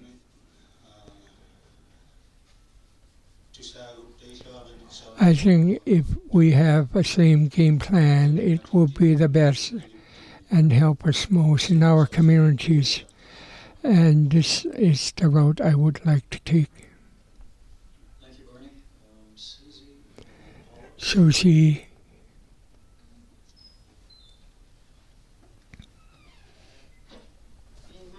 Thank you. I'm going to just say David, no more numbers. David Alagalak said what it means very well. I think we should decide beforehand that we who will be team leader in each community. I know I'm going to be assigned because I'm bilingual, but there's tools we need. For instance, computer and use of a telephone. Perhaps if I'm going to have to look for these 2 tools, I don't want to be assigned to it. But someone who does this as someone who gathers information and dispenses information. If we cannot answer immediately, it may not work. But for those of you who have heard of this topic, and I've heard that this plan was amended in June, I don't have the information, as David said, but David said, let's assign someone who will be our team leader as we head home, who will be the contact person. And you mentioned you have regional offices in Iqaluit, Cambridge Bay, and Kibalek. Who do we talk to? Who do we call? That's another one concern. Okay, thanks, Susie. I'll turn it to Sharon and then Paula. Thank you, Susie, for your questions. In Arviat, Brian is the Director of Policy and Planning, and you can contact Brian, Annie, Tommy, or Hugh. But Brian can be your contact person and direct your call. In Cambridge Bay, John Savoy is the senior person in the office. You can contact John and he can direct. In Iqaluit, That's where I'm based. You can call me, or you can call our senior planner, Goomp, if you want to stand up, or Al, our other planner. And we can assist you with your concerns. Barney, for your comment regarding mobilization of the region. In the past, they had the regional councils, and I think they replaced that with your regional mayor forms. So possibly CGS may have money to assist you under your regional mayor forms. I think they happen this time of year. Maybe that's a venue you can use to, if that's the avenue you want to go, as a option. Just a suggestion for how you mobilize collectively. Thank you. Thanks, Sharon. I'm going to go to Paula, and then, just in the interest of time, I want Hannah's presentation, and then we can get back to the discussion if that's okay. I think Hannah may have some useful suggestions as well in this context. Or maybe. No pressure, Hannah. All right, Paula?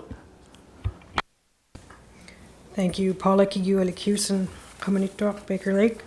From what I'm understanding today or this afternoon, we're piggybacking on other meetings that are happening in the communities from now until January, when we're supposed to submit on behalf of the community. Is that correct?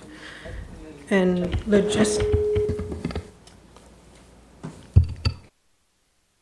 Sorry, that's one of the options. It's not the only option. Logistics-wise, for the communities, are we going to be having to pay for the community hall rentals, all the other kind of things that other meeting type logistics that normally happen, like renting of a hall, translation, materials that you've provided here, will those be provided to us for when we bring this back to our home communities? Are there summary notes for the changes of the plan from 2012 to 2016 that we can bring back to the community? All these other questions that people are going to be coming to us and we won't really know the answers to.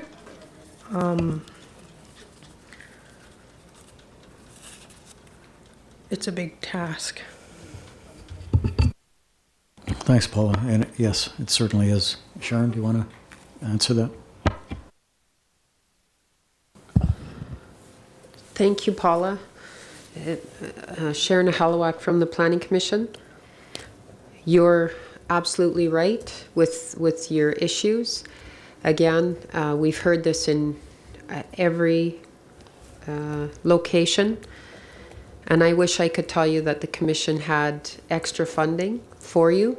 However, we do have the planning partners sitting here, and GOC is the funder of the Commission, Government of Canada.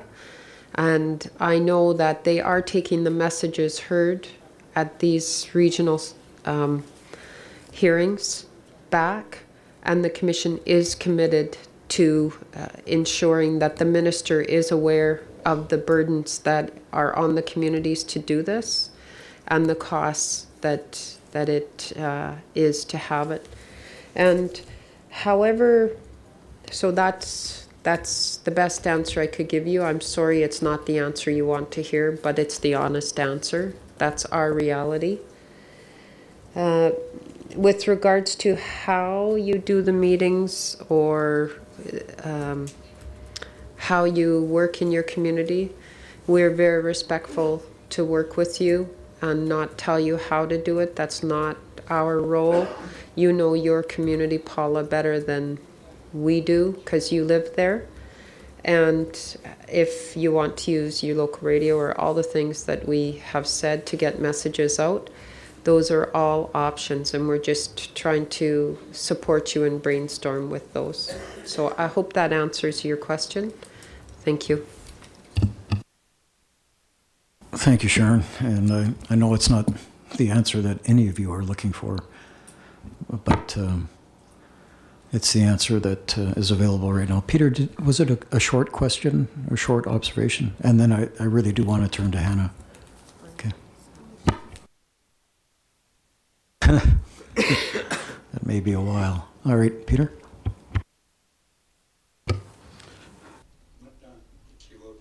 Thank you, Chair. Peter, Ukbiad Hamlet Rep. Thank you for allowing us to discuss our concerns on draft land use plan. It's becoming a little more clear. After all, it's the first time I've heard this project, and it sounds very exciting. But I thank you. Questions and answers are helping me a lot, and the work that NPC staff had to do. And for those of you who are doing this in Kivalliq, there are 7 communities, and perhaps Brian should indicate that January deadline, it's here and it's very close. Perhaps if he could set a date. Once he done that, in our communities, we should proceed to dispense information. Perhaps ask for a community hall meeting just to give the information to our communities. So my idea is to have a date that we do this together. If NPC could set a date, say Akbiet, that we could ask or perhaps meet, or Will Cove, say this date. I think if we could set up a short scheduled date, perhaps if we could work in unison, it just might work. Thank you, Peter.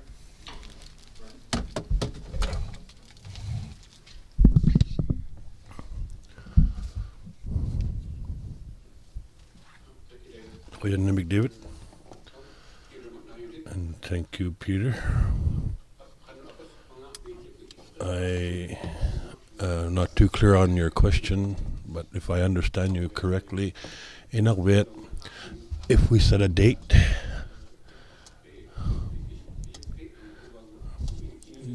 then you'd be able to hold a meeting in Akbiet, and in Cove, then we set a date and have a hearing in Cove. Is that your question? No, it would be difficult to do that because we do have other things we have to do right now. We were given the funding for this meeting from the Government of Canada, which is why we were able to hold this meeting, and we cannot go to every community for this. And if we try in your communities, there's no funding for it right now, and there's no staff for it. We do have offices. All the staff are here. We do have other duties when we get back to our office, but starting now to January 13, it would be difficult to do that. I'll answer you that way, but your question in Akbiet or in Iqaluit or in Cambridge Bay, we'll consider those. We'd be able to do that in those communities, or over the phone we can have teleconferences. We can move forward on in the other communities. There are just considerations where we're just listening for comments and questions. What your name, Brian? Barney? What your name, David? Yeah, I wanted to support his comments for the when we're going to plan for the future, and they will affect our children. So we have to work on this. I know work together. If we can have just one staff member, even in just one person, go to the community, because you know the ins and outs of all the draft land use plan. I know when funding is always an issue, and if we don't have a good plan because of lack of funding, it wouldn't reflect very well on us when we're planning for our future. And getting this land use plan together, it's a very troubling concern. I think we have to consider other ways. I know funding is hard to find. However, when we're planning for our future generation, we have to work hard to ensure that they have a good plan. Thank you, Barney. I'm going to make a suggestion, and that it's consistent with what I was proposing earlier, that the communities get together and re-examine the maps after the supper break. But I'd also suggest that would be an opportune time for the communities amongst themselves to decide on who the lead contact will be for your community.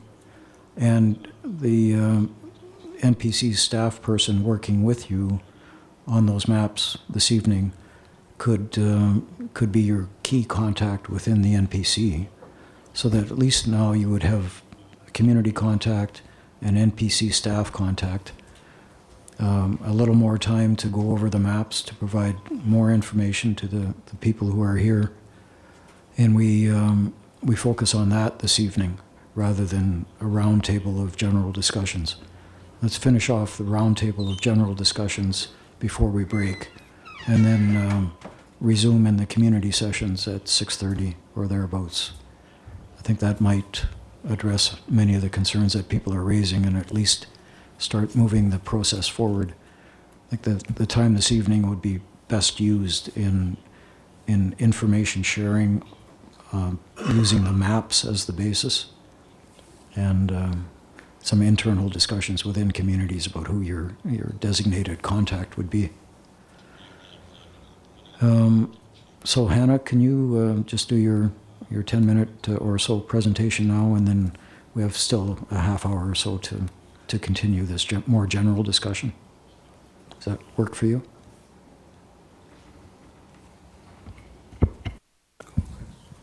Great, name David. Just speaking with Louis from the Kival Inuit Association. I think he wanted to take 2 minutes of my 10 minutes. Thank you, Mr. Chairman. You may allow me. My name is Louis Manso, Director of Lands of Kival Inuit Association. I would like to thank the community members for all the input that was necessary at this point of the review of the Nunavut Land Use Plan. I also would like to thank the Nunavut Planning Commission to unable to come to the communities to get the feedback for the community members. And I want to emphasize to the members that the Kival Inuit Association is working according to the calendar provided by NPC.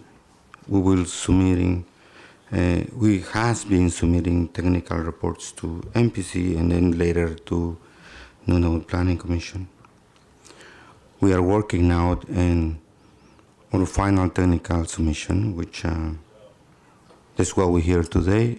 I mentioned many times, collecting new concerns to then place her in a technical report.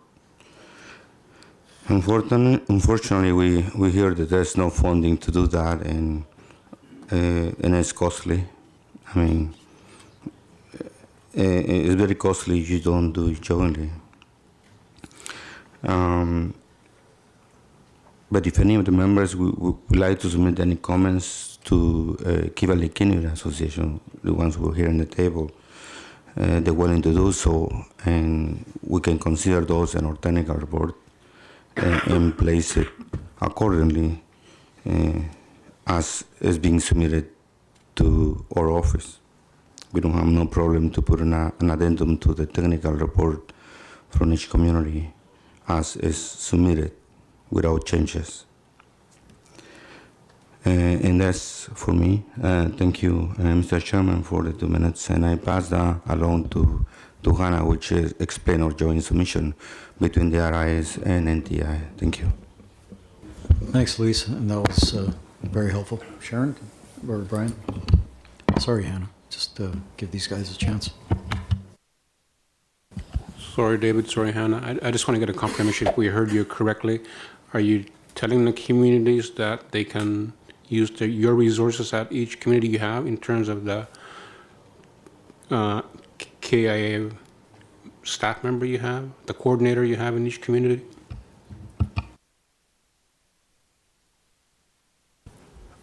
Yes, we can do that. We can use the CLO member in the community that we have.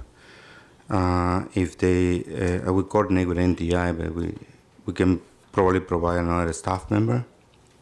And then without changes in those reports, we can put an addendum for NPC and the wishes and wants the wants and wishes of the community aside of the technical component of the report, which is two different things. Thank you, Mr. Chairman. Thank you, Luis. Hannah? Thank you. I'm Hana Onyosa from NTI. NTI is very pleased to have the opportunity to speak to community participants regarding the draft Nunavut land use plan.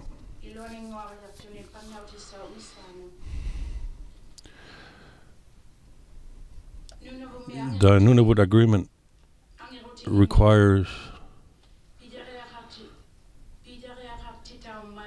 the active and informed participation and support of Inuit affected by a land use plan.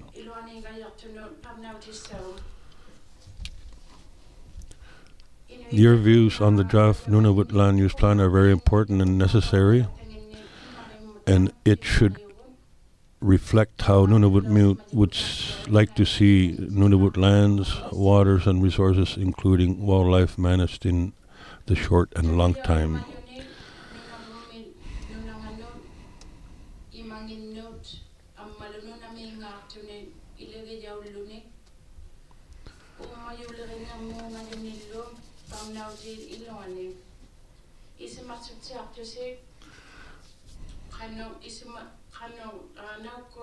And it is up to you what you like to see, where the changes would be,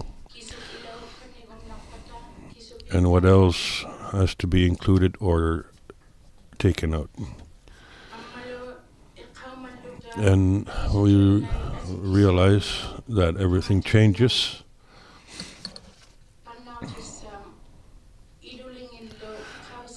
The draft use plan and what it would be in it.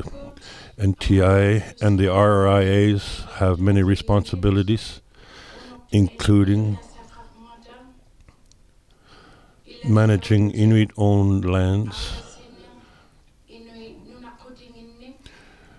and making sure Inuit-owned lands provide Inuit with economic opportunities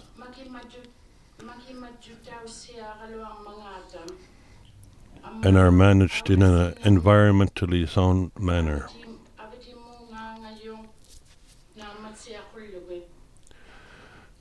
The percentage of Inuit-owned lands in Nunavut is not large, making it critical that they be managed for the benefit of Inuit. 18% of lands are surface Inuit-owned lands, managed by the regional Inuit associations, and 2% are subsurface Inuit-owned lands managed by Nunavut Incorporated.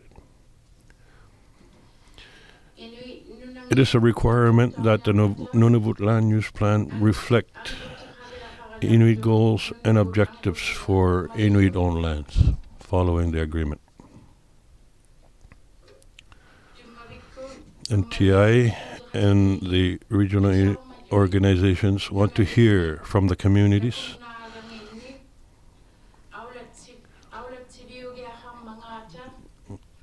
whether they need to be people. Many Inuit-owned lands have different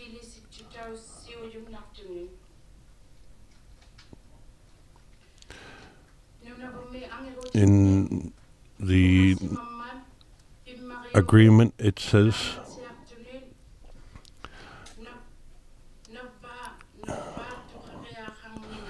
when you have to, if there's any type of exploration, it would benefit Inuit goals and objectives.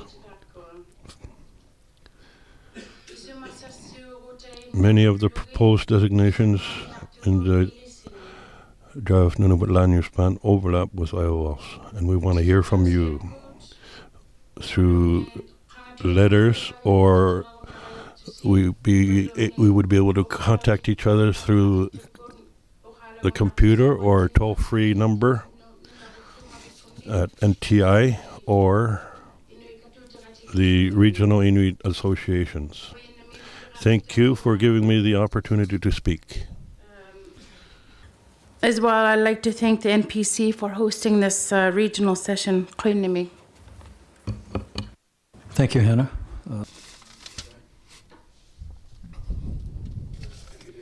David.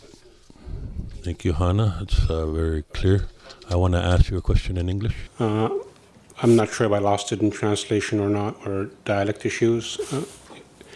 If I understood you correctly, did you state that if I or a person is going to be affected in a way that it requires an IABA? Is that what I heard? Can you confirm for me whether the Land Claims Agreement or NUPA directs the NPC to seek an IABA process to manage IOL?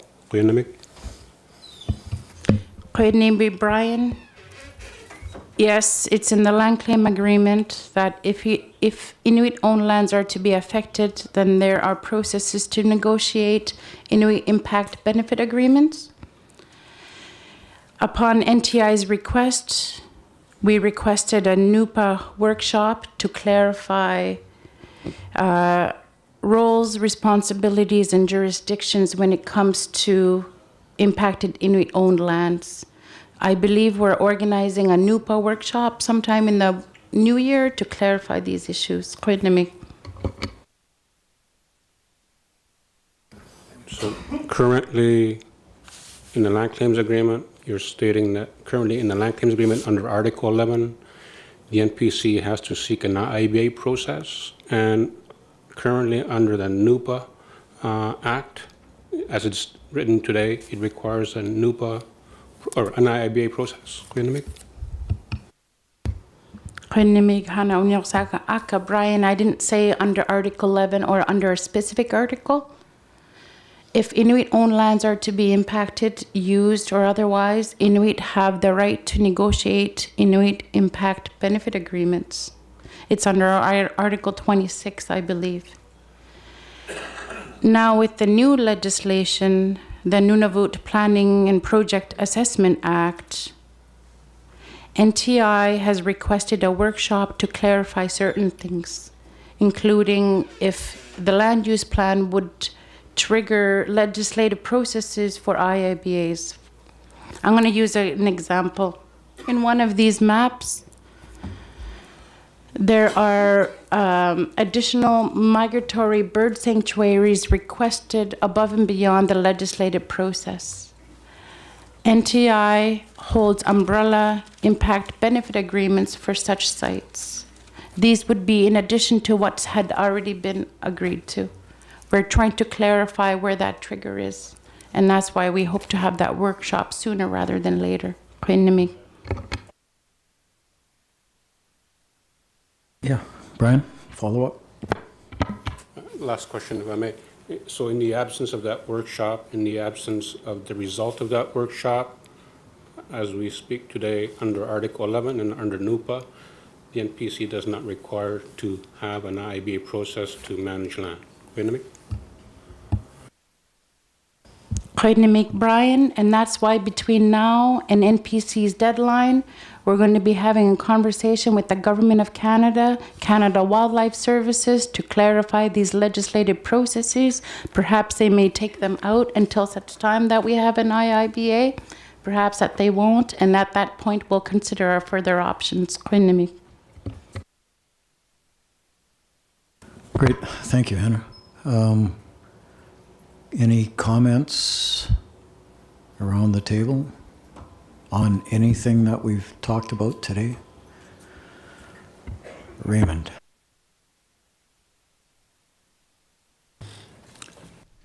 Thank you, Mr. Chairman. And I know some of the concerns that are from the Planning Commission. The Inuit-owned lands, we asked for those land parcels to benefit Inuit. We identified lands that would benefit Inuit.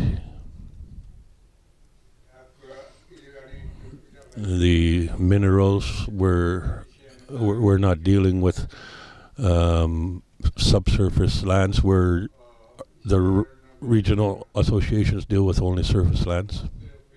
The calving grounds, part of it,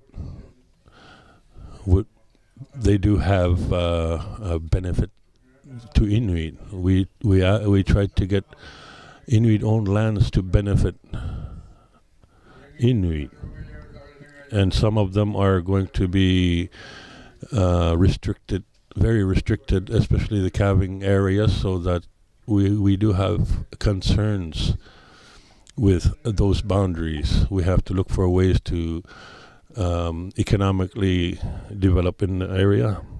For example, we can't even survive on the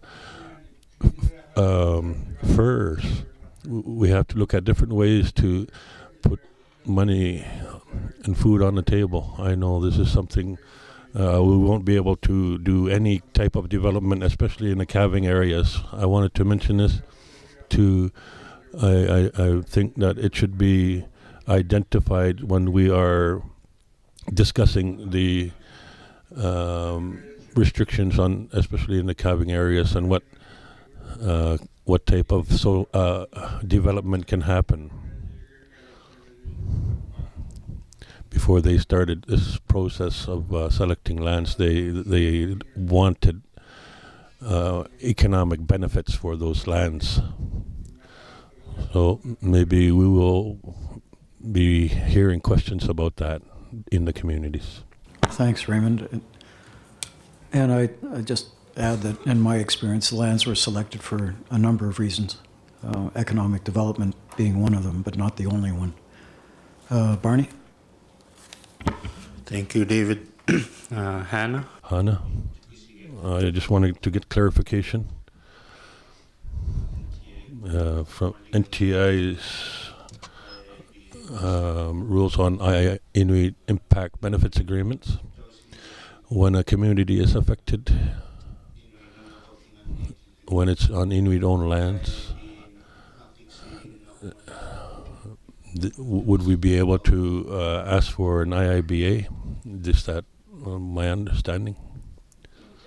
Yes, it is under the agreement.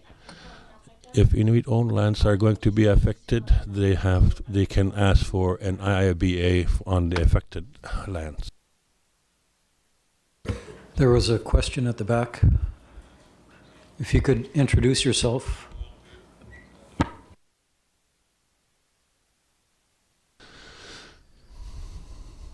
Thank you. David, number 1 Tuktorjuk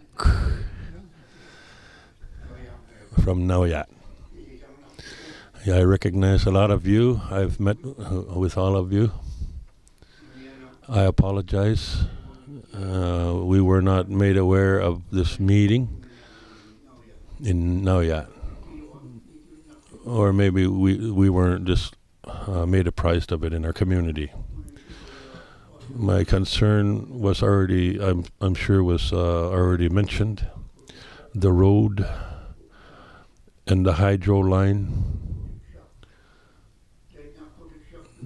I am aware from the beginning of the road, I know it's not going to make it to Nunavut. However, the hydro line would be able to make it up to Nunavut, though. Our concerns, I'm sure they can be set aside. Was briefly mentioned when we were trying to get Inuit-owned lands. Our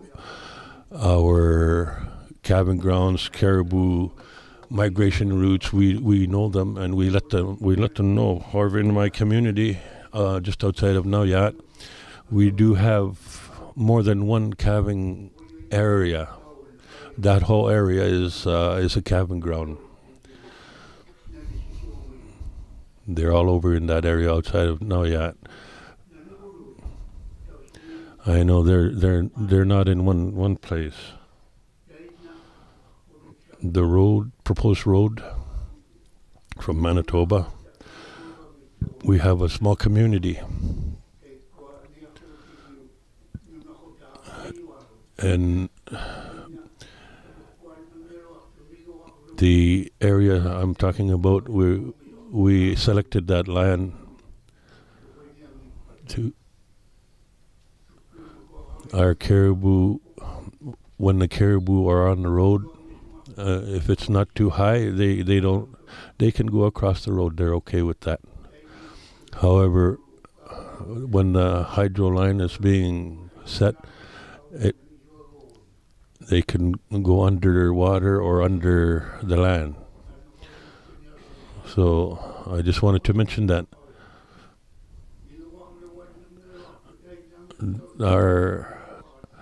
We've already approved and are in support of those two. Put aside the roadblocks if it's possible. I'll leave it at that. Thank you. Thank you, David. David, the fourth David in the room, I think. And I'm not going to get into which is the more senior David. I think it might be a race to the finish there. I guess it's David from Arviat. Yeah, there you go. All right, any comments, other comments? Okay, then, Brian. Go ahead. Okay, thank you. One more question for Hannah, if I may. Hannah, just for clarity, we're all kind of surprised by your comment about your meeting with regards to the NUPA. In reading and kind of having a general idea of the article on IBAs, as from our point of view, it's for major development and possibly identifications of parks and what have you. That's our thinking of it. We probably know more than we do as to what the IB processes are used for. And just for confirmation, the Nunavut Incorporated, the Government of Canada, and the GN are proposing to change both the claim and the act before January 13, in the absence of consulting with the resident of Inuit. Hannah O'Neill Sarga, NTI ACA. The meeting is to clarify certain provisions within NUPA. NTI has an umbrella agreement for migratory bird sanctuaries and national wildlife areas. They're broken up by the 3 regions. CWS's request to provide additional migratory bird sanctuaries, we believe, is contrary to the legislative process that we have in place, which requires one of them a negotiation of an IIBA.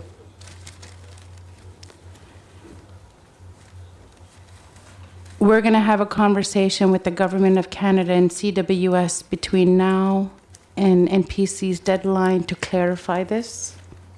Maybe they'll pull these proposed sites out until such time that we go through the normal process. Maybe they won't. NTI has also requested a NUPA workshop so we can come to common interpretation and understanding things like staking, project, existing rights, things like that. That's what the workshop would be, and I think that's proposed for the new year. Okay, thanks, Hannah. That's pretty clear, I think. And just for the rest of folks who aren't aware of the discussion that is underscoring what Hannah's talking about, the concern that, as I understand it, is that these areas that have been identified by the Government of Canada for protection of migratory birds may, in the view of NTI and others, may in effect create a permanent protection that isn't subject to the IIBA process. I just add that the nature of the land use plan is not to subvert normal processes, and if there is any suggestion about that, then I think it is well worth clarifying and making it clear, and it would certainly help the Planning Commission, I think, in its deliberations down the road. Okay, from the Government of Canada.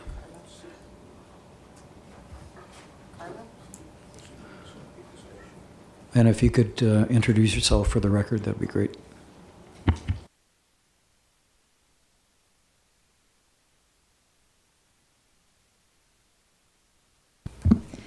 Thank you, Carla Leto with Canadian Wildlife Service. Thank you, Hannah, for your question, and I'll bring this back to the Canadian Wildlife Service, some of your comments. Just wanted to, just for clarification, that the advice that the Canadian Wildlife Service provided for key migratory bird habitat sites are just advice to the Planning Commission. They are not meant to be other legislated protected areas. That was just advice for planning purposes. So I just wanted to say that we're not trying to sneak in other migratory bird areas there, migratory bird sanctuaries. All right, thanks, Carla. And I'm sure that discussion will continue on, but maybe not here today. So, what to do? Raymond, I'm going to just kind of draw this to a close because I know that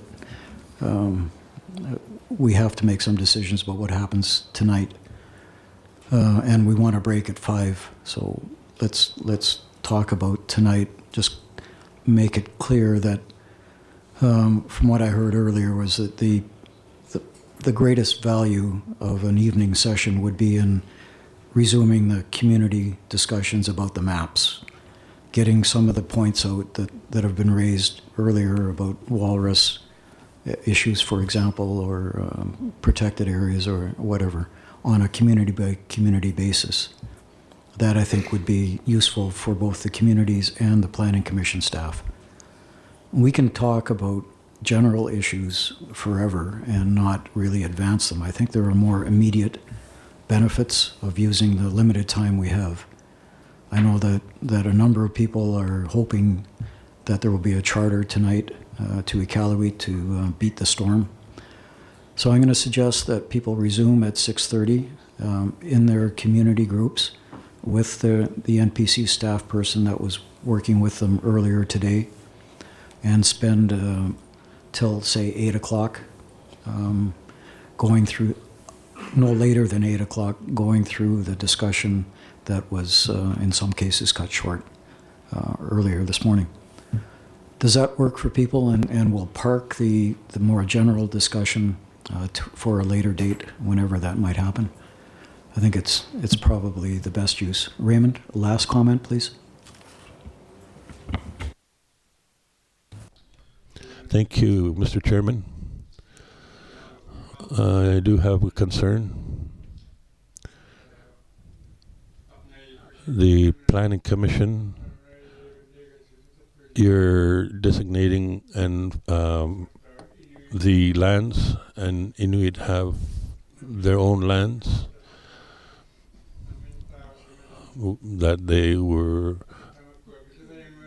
purchased by themselves. We would like you to consider our Inuit-owned lands.